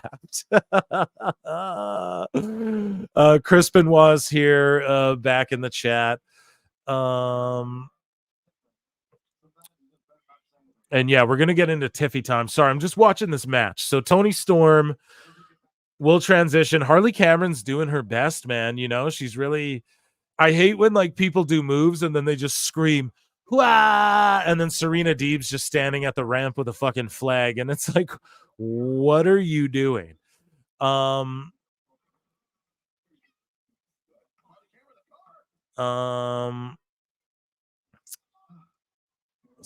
So sorry, I'm trying to do members chats and I'm watching this match. There's a lot of booty-ing around though. You know what I mean?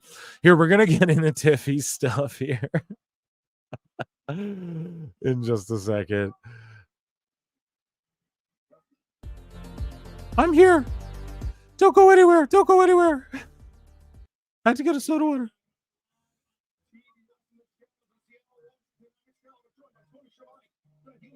Had to get a soda water, guys.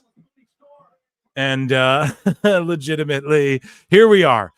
So we're watching this match here. Toni Storm.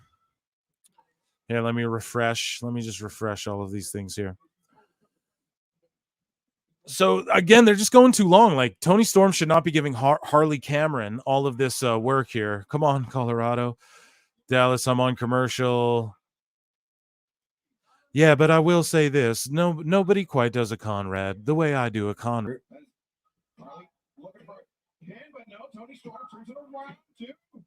Okay. Yeah. So absolutely. Yeah. This is oh my goodness, a pile driver. Hunchy hit a pile driver. Storm 0. Okay, well, I'll see you right away.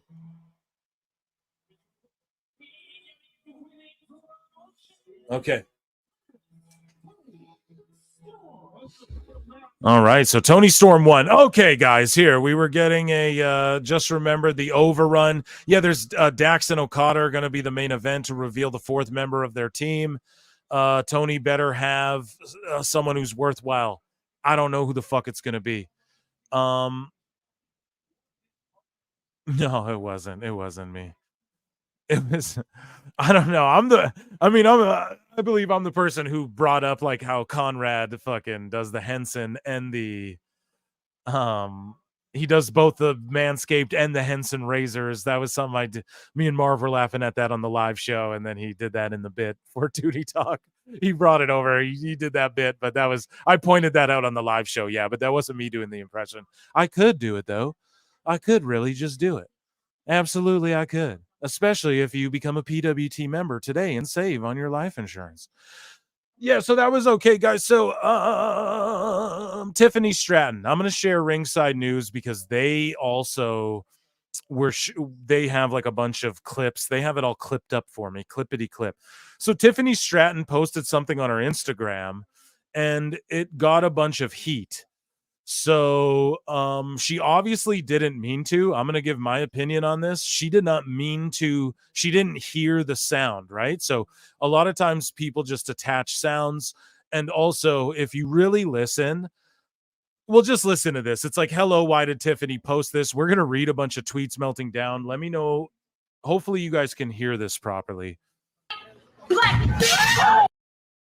So Tiffany posted this with like laughing, and it's her.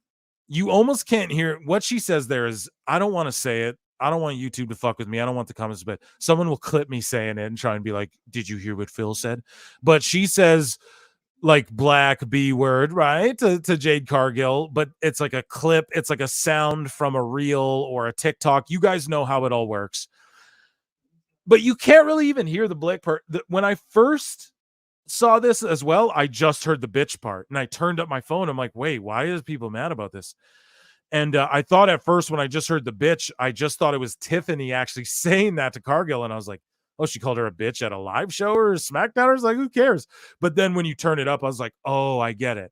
So really listen, guys. If you can't hear this, I'm sorry if you can't hear this the best, but I got it cranked all the way. So I don't know. Tiffany reposted or posted that. Is that bad? I don't know. People freaked out, but she deleted it quickly. And in my opinion, I'm like, she just didn't know.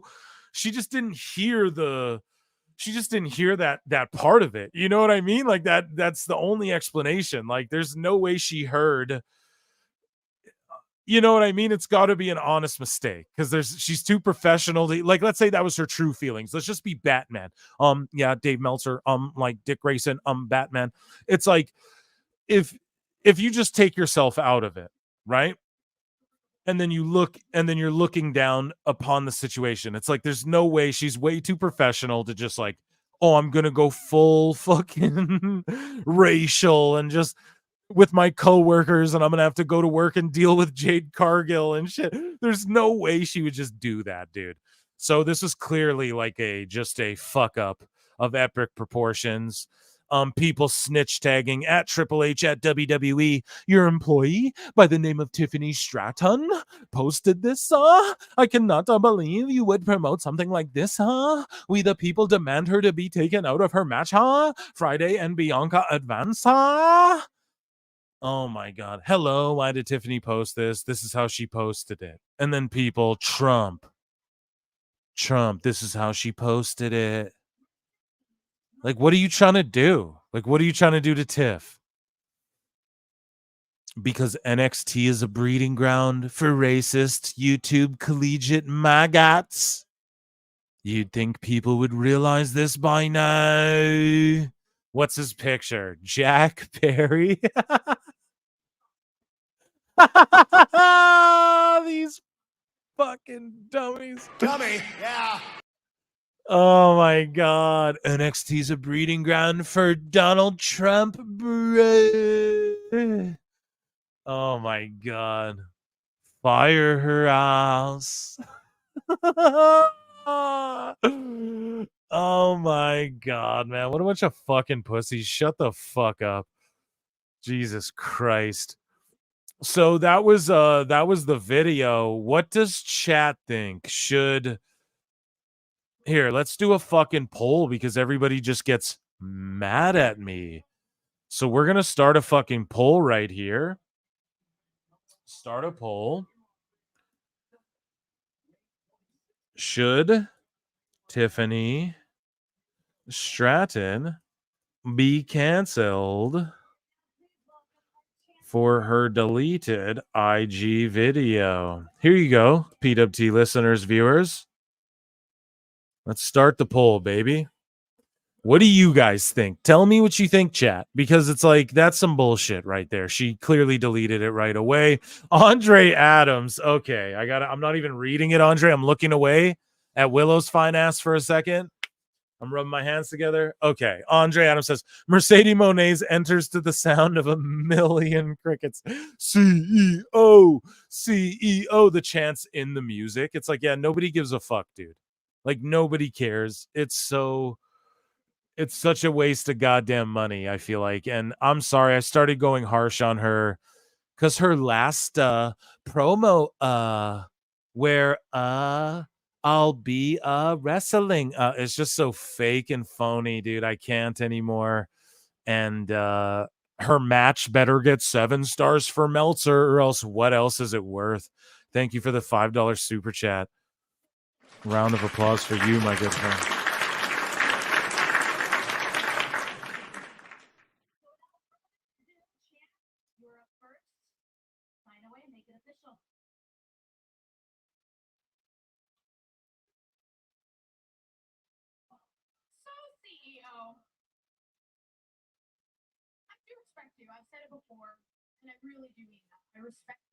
Sorry, we're just listening to Willow, guys. I'm not anywhere. I'm going to play you guys Pro Wrestle Bits, Alfred Konuwa, who will be on the show next week. I want to play you his video on the Tiffany Stratton situation. Tiffany Stratton might have to pack her bag. It's just a 30-second clip here. I'll play it for you guys. Shout out Pro Wrestle Bits. If you're not Pro Wrestling Bits, if you're not subscribed, go and make sure you check him out and subscribe. Phil, you heard PA announcer at Fenway call her Sasha Banks Mercedes. Yeah, of course. I'm surprised they didn't call her by her fucking Mandalorian name. Preach Beast. Is Mercedes actually able to put her hands down this time? We'll see. Here's what Alfred has to say about Tiffy. Tiffany Stratton might have to pack her bags in 2024 after a racist clip. Tiffany Stratton might have to pack her bags in 2024 after a racist clip is circulating on the timeline. The up-and-coming star reposted a clip of her punching Jay to this brutal sound. Tiffy deleted the clip, but cancel culture did its thing, digging up Stratton's alleged support for MAGA. Homegirl might be turning into Tiffany Jericho before our very eyes. Tiffany has a promising future with WWE, but this is a huge roadblock. Tiffy time could be in danger of facing 15 minutes of fame, no CPT. And content like this is enough to make her cousin Jerry's new favorite wrestler, because Tiffany Stratton might have to pack her bags in 2024 after a racist clip is... Yeah, so what do you guys make of that? Shout out Alfred Konuwa. He's going to be on the show, Pro Wrestling Bits. Go and check out his channel. You're probably already subbed to it. He's at like 20K subs. But yeah, me and him are going to chop it up. We just hit it off really well at we were both on Toonie Talk, and we were just I was just popping him and shit. So he's coming on the show. It's going to be awesome. But yeah, I don't know. Apparently she has MAGA. It's like, who gives a shit, you know? Like, who cares who people vote for? I swear, guys, if you're in the chat and you care who people vote for, dude, I don't care if we get exiled to fucking Rumble. Like, cut that shit out. That's stupid. That's dumb shit. That's like caring who someone cheers for in wrestling, you know? It's fucking so stupid. So we're watching Willow. 124 of you in here, man. Fucking shout out chat. Shout out the viewers and the listeners. Shout out the PWT listeners, man. You guys are goated. Like, goddamn. You guys are absolutely goated. 125 watching, though. We're at 65 likes. Can we please get to 100 likes? Should Tiffy be canceled? 91% say no. 9% say yes so far. Thus far. Chris Benoit, our great round of applause for our tremendous mod.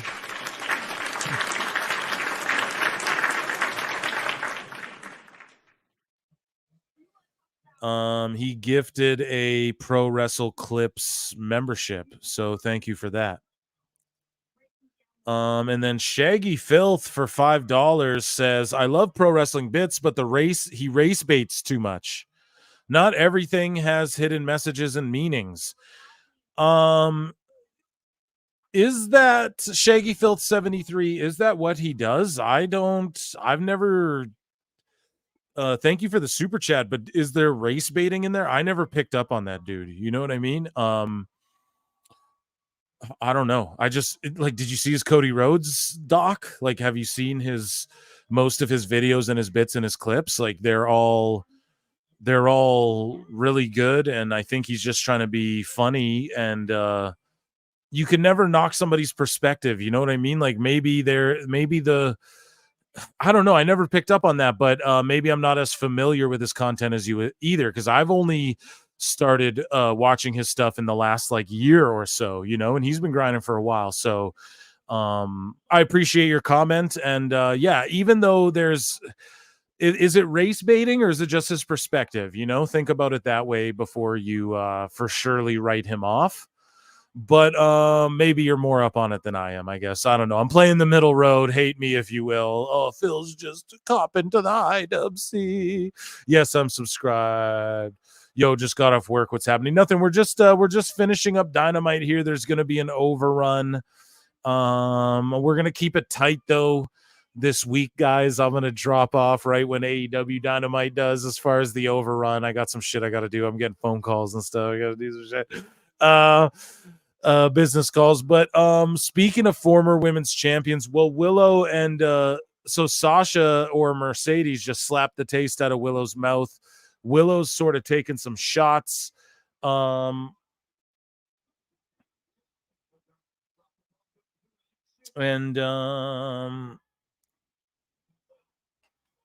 through a table. Did I not call it? Guys, that's what. Guys!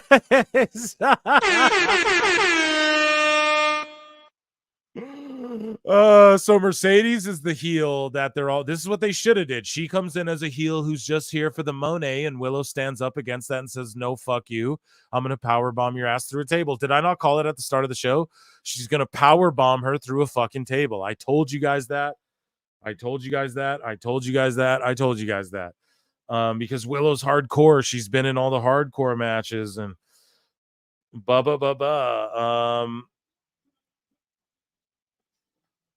yeah, so I don't know. We still get Dax and Katsuchika Okada. And what do we have here? Table for one. Wrestling is fake. Hey, cool. Why are you here? Why are you here listening to me talk about fake wrestling then? You fucking mark. Back to stupid AEW conversations. Yeah. Yeah, dude. So sorry, the chat. What the fuck, chat? Come on. She's a dum-dum for not being aware of the cancel mob. Sure. Sure. You know what I mean? We're on from that. So Carmella has been dealing with drop foot. She gave birth and she's hoping to return to the ring. And she says, I miss the fans. I miss performing. I fell in love with that. And I've been doing it for 11 years. More than anything, I want to prove to myself I can go through, etc., labor, delivering pregnancy, all of that stuff. Unfortunately, I've been dealing with what's called drop foot. She has a herniated disc in her back. It pushed on the nerve during labor. And now her foot is hard to lift. If you've ever injured your back, your boy Phil hurt his back. It was awful. I work through it every day. You guys aren't going to believe this. I don't bring it up because it'll seem way too Shillington, but I'm going to bring it up for the first time. You guys ready? DDP yoga absolutely helped me. Just doing it every day, repetition, and then you get you can go to bed without the nerve hurts, you know, the sciatica. What's it called? The cataracts. No, yeah, I got glaucoma. I couldn't even see the text. I swear.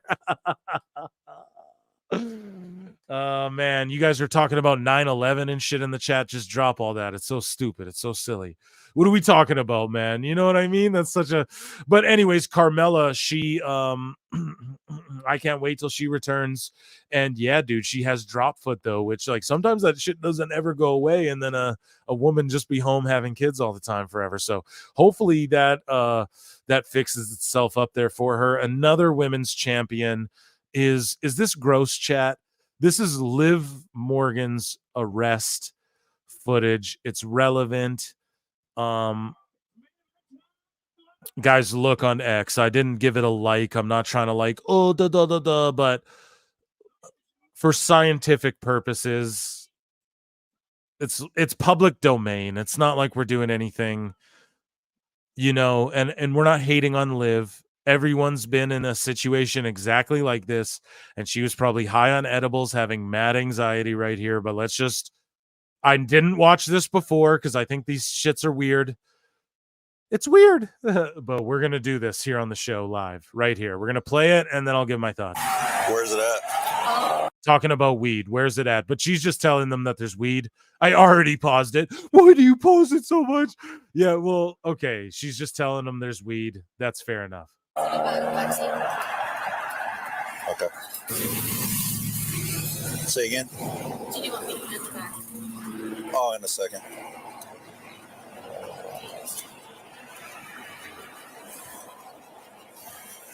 He's looking at her in his brain. He's like, this is the most beautiful woman I've ever seen in my life.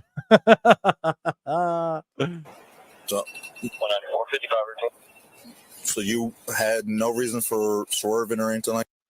Yo, someone came in the chat called Wrestling is Fake.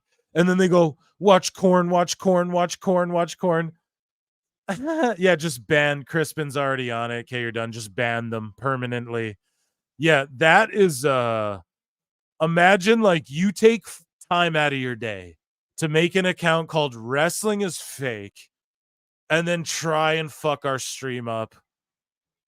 Dummy. Yeah. Dummy, yeah. And then Chris Benoit was on your ass and you got fucking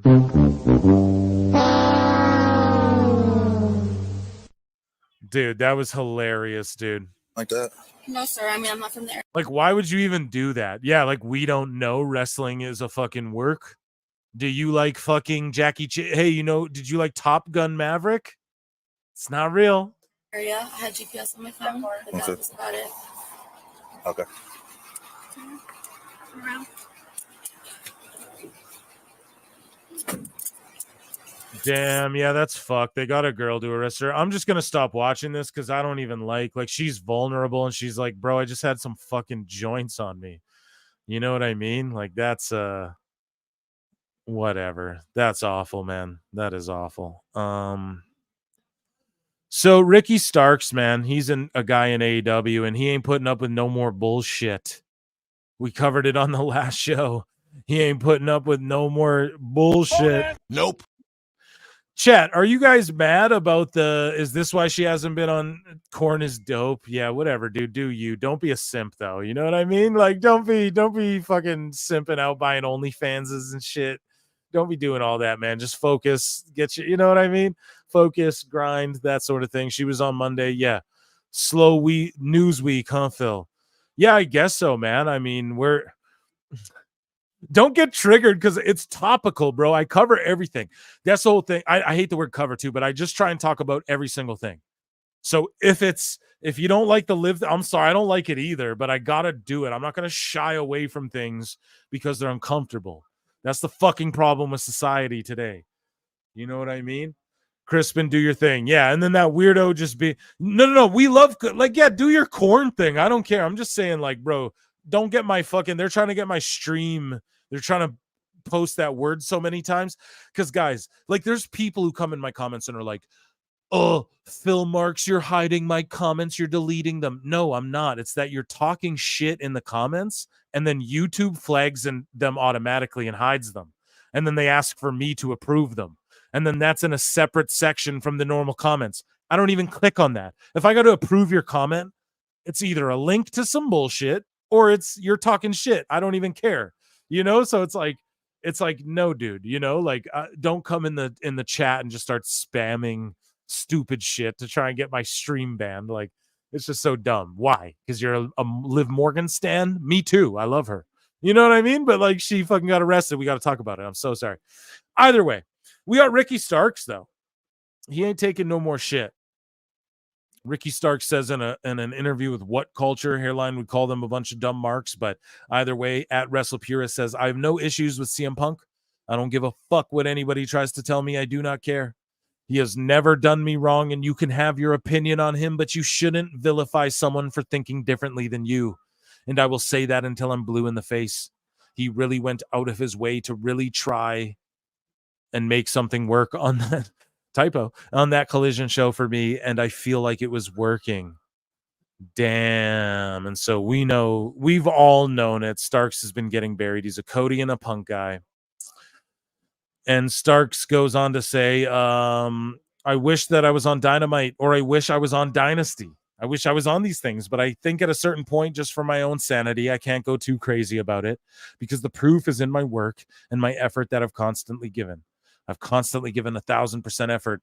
So at a certain point, it's not in my control. Exactly. A consummate professional, a guy who absolutely is going to be a huge star in WWE one day, and not burying anybody, not burning bridges.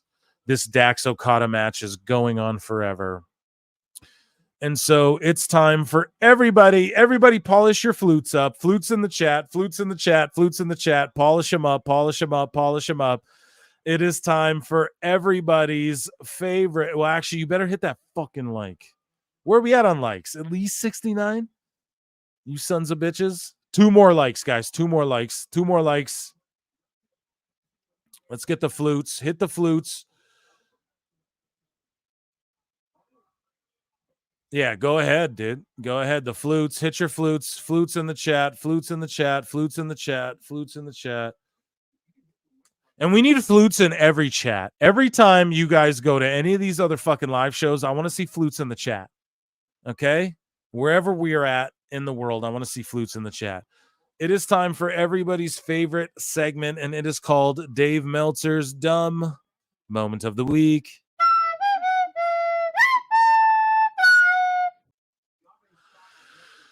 So, AEW Neckbeards, shout him out, good friend of the show. He tweets out, Dave, you're literally number 3, but for the other side. And Dave Meltzer tweets out, 1, some hate anything different from what they grew up with. Dave, you didn't grow up with AEW style. 2, some are taught hate by bad faith people. Dave, you are the most bad faith ever, and the most toxic people come from that side of things. The most chill people are here at PWT with Phil Marks and Chris Benoit and Hairline. Yeah. And Paul Nolan and all of our great guests like Evil Dose. 3, some have a mission to defend WWE, thinking that means hating everyone else. Dave, that's literally, as Rob Lowe would say, you with AEW. You're projecting. 4, some listen to people who hate so much that they take on the viewpoint. There are likely other reasons as well. So this is, folks, this is what's called projection, okay? This is someone projecting their mental fucking illness onto everybody else. And I don't even know what to tell you, man. It's just, it's sad at this point. Dave's spiraling, and I don't know what to tell you, man. Why does this vocal minority of the IWC make it their mission to see AEW fail? I'll be honest, though. There are a lot of people who do, like Awful will tell you right on the show. He wants to see AEW fail. I don't, but I'm tired of prefacing everything with that. It's just if they're going to brag about TV, then we're going to brag about TV. We're going to talk about TV. Here's AEW Disciplinary Committee, another good friend of the show, says, all this time I thought the Shield didn't like Punk because he didn't want Roman in it. Turns out it's because he lied to them about Ryback. It all makes perfect sense. Moxley's a great stand-up guy, Ryback said. Moxley never cared for him. Moxley, he was there for all the lies Punk tried to tell him about me and the Shield when we started working. They all saw through that right away. That's why none of those guys liked him. And that's about Ryback, who fits into this Dave Meltzer dumb moment of the week, even though it's Dummy, yeah.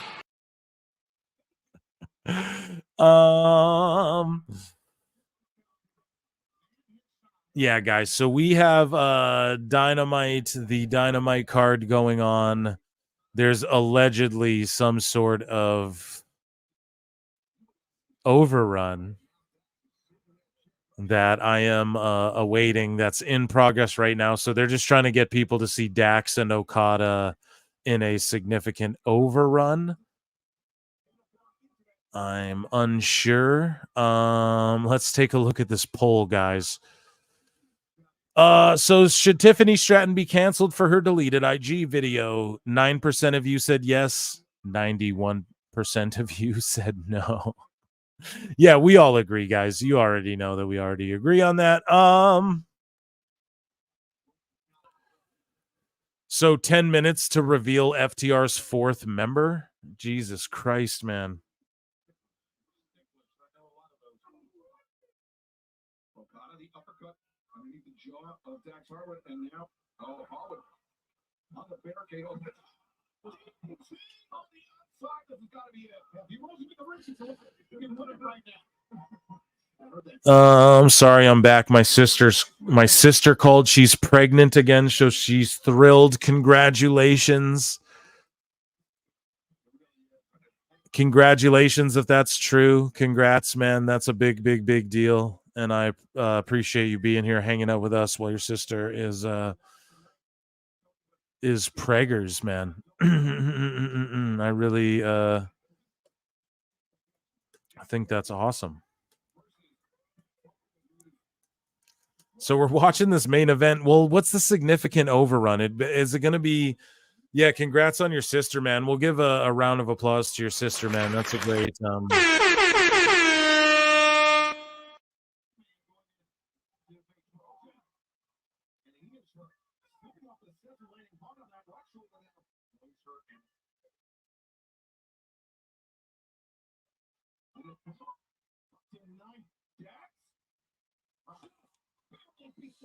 I almost hope Dax got counted out there, for Christ's sakes.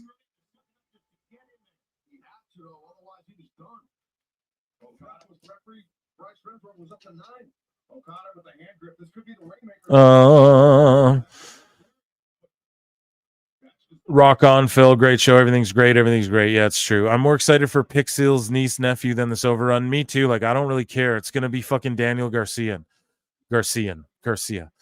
Haha, thanks. It's her 3rd. She wants 4. Her husband wanted 2, so they compromised. They're gonna have 4. Yeah, 4 is the perfect number. 4 is the perfect number. For sure. For sure.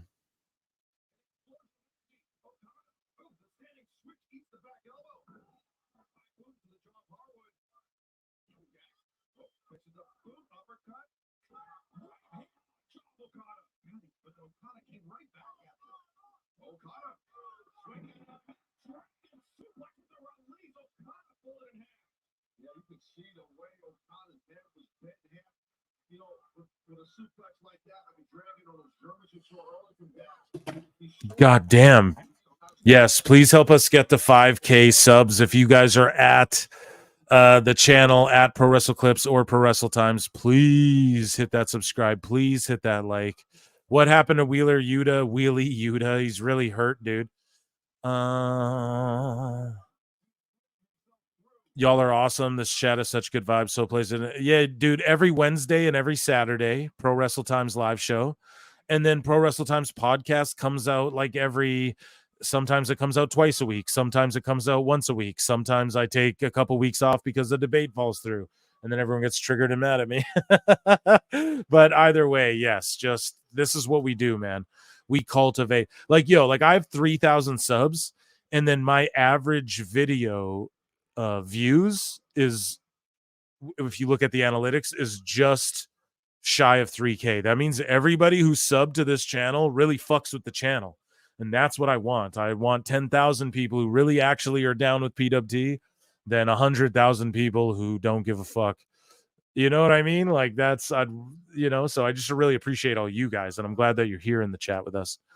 Glad you joined us and just join the Discord, do all that good shit. There's another channel too, Pro Wrestle Clips, but then there's Pro Wrestle Times, all the live. So once this is done, guys, it becomes members only on this channel, but then it's available to the public on the other channel. And, just in case people can't become a member, but you just got to go check out that other channel. It's weird, I know, but it's how I got to play the game. This match is going on too long. I want to know who the guy is. I got to get out of here too, folks. So we're winding down the PWT show. We did Dave Meltzer. Here, I'll give you guys another flute just because I didn't have a lot this. I'm sorry. Saturday will be more. This week I was so goddamn busy. I just had to hop on and watch Dynamite with you guys. The flute, yeah. Please, Hogan. Yeah, it better. PWT OF coming soon. Yeah, dude. No doubt. Oh my goodness. We're trying. We're slugging along. This match is way too long, man. This match is way too.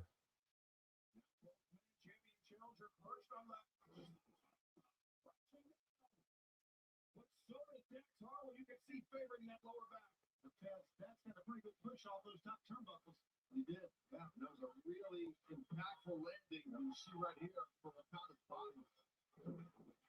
They'll go hit real first and real hard. But Dax Harwood not escaping unscathed. You saw that. They're both talented, but come on, everybody knows it's coming.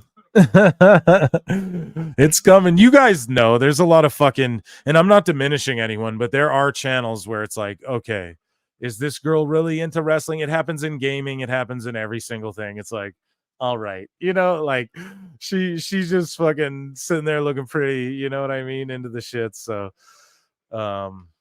it's easy. You can just start an OnlyFans and shit. Any girl could just start a fucking OnlyFans. I don't blame them. Do it. Get your money. Do your thing. But yeah, I definitely I LOL at that shit. You know what I mean? I'd start one if I could, but no one wants to see. You know what I mean? My dick and balls. It's not.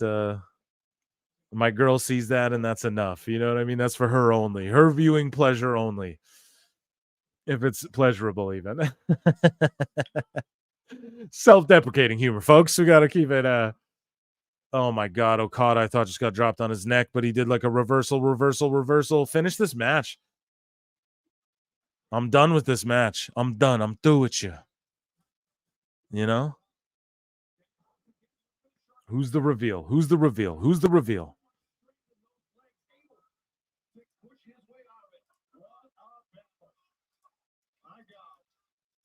Yeah, nothing wrong with huge knockers or Christian women. Has anyone played Figure Fighters? No, I'll check it out. Oh my God. Kicks out of a tombstone. I'm turning this show off, guys. So that's been PWT.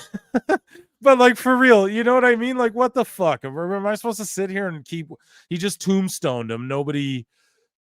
Do you know what I mean? Like, it's not done. Who's the fucking reveal? Like, what's going on here, dude? This should be done. This is ridiculous. Kane or Hogan? Yeah, it better be fucking Kane. It better be The Rock. Like,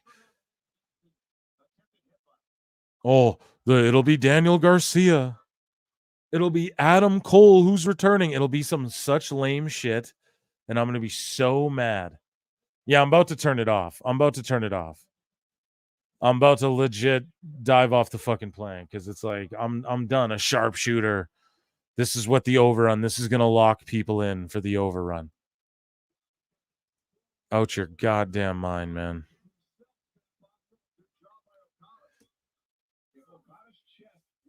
Guys, it's a significant overrun. I don't know what the fuck is going on. This match needs to end, dude. Who's the guy? Like, this is ridiculous.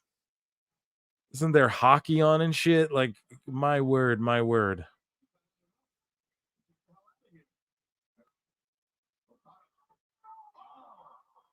Okay, he cheated. Okada cheated. Rainmaker finally pin his ass.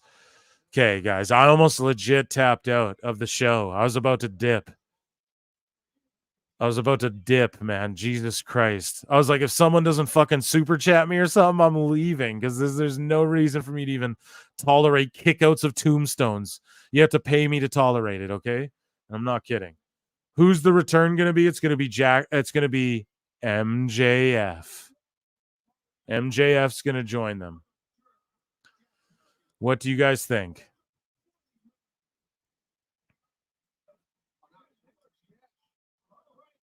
Who do you guys think? Who do you guys think it's going to be?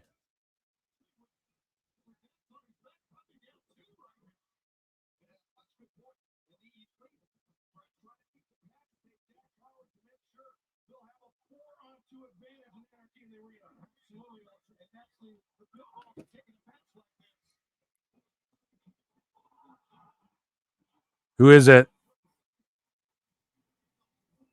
It's Darby Allin, you guys. Oh my.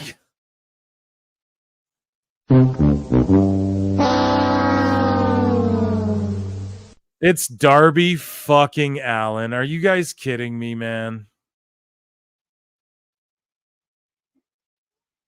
The crowd's kind of behind it. There's a lot of people who are like, who cares? Like, whatever. It's not even like Sting or anything. Emotional. He's wearing a pink hoodie. AEW gonna AEW. That's the best way you can really put it.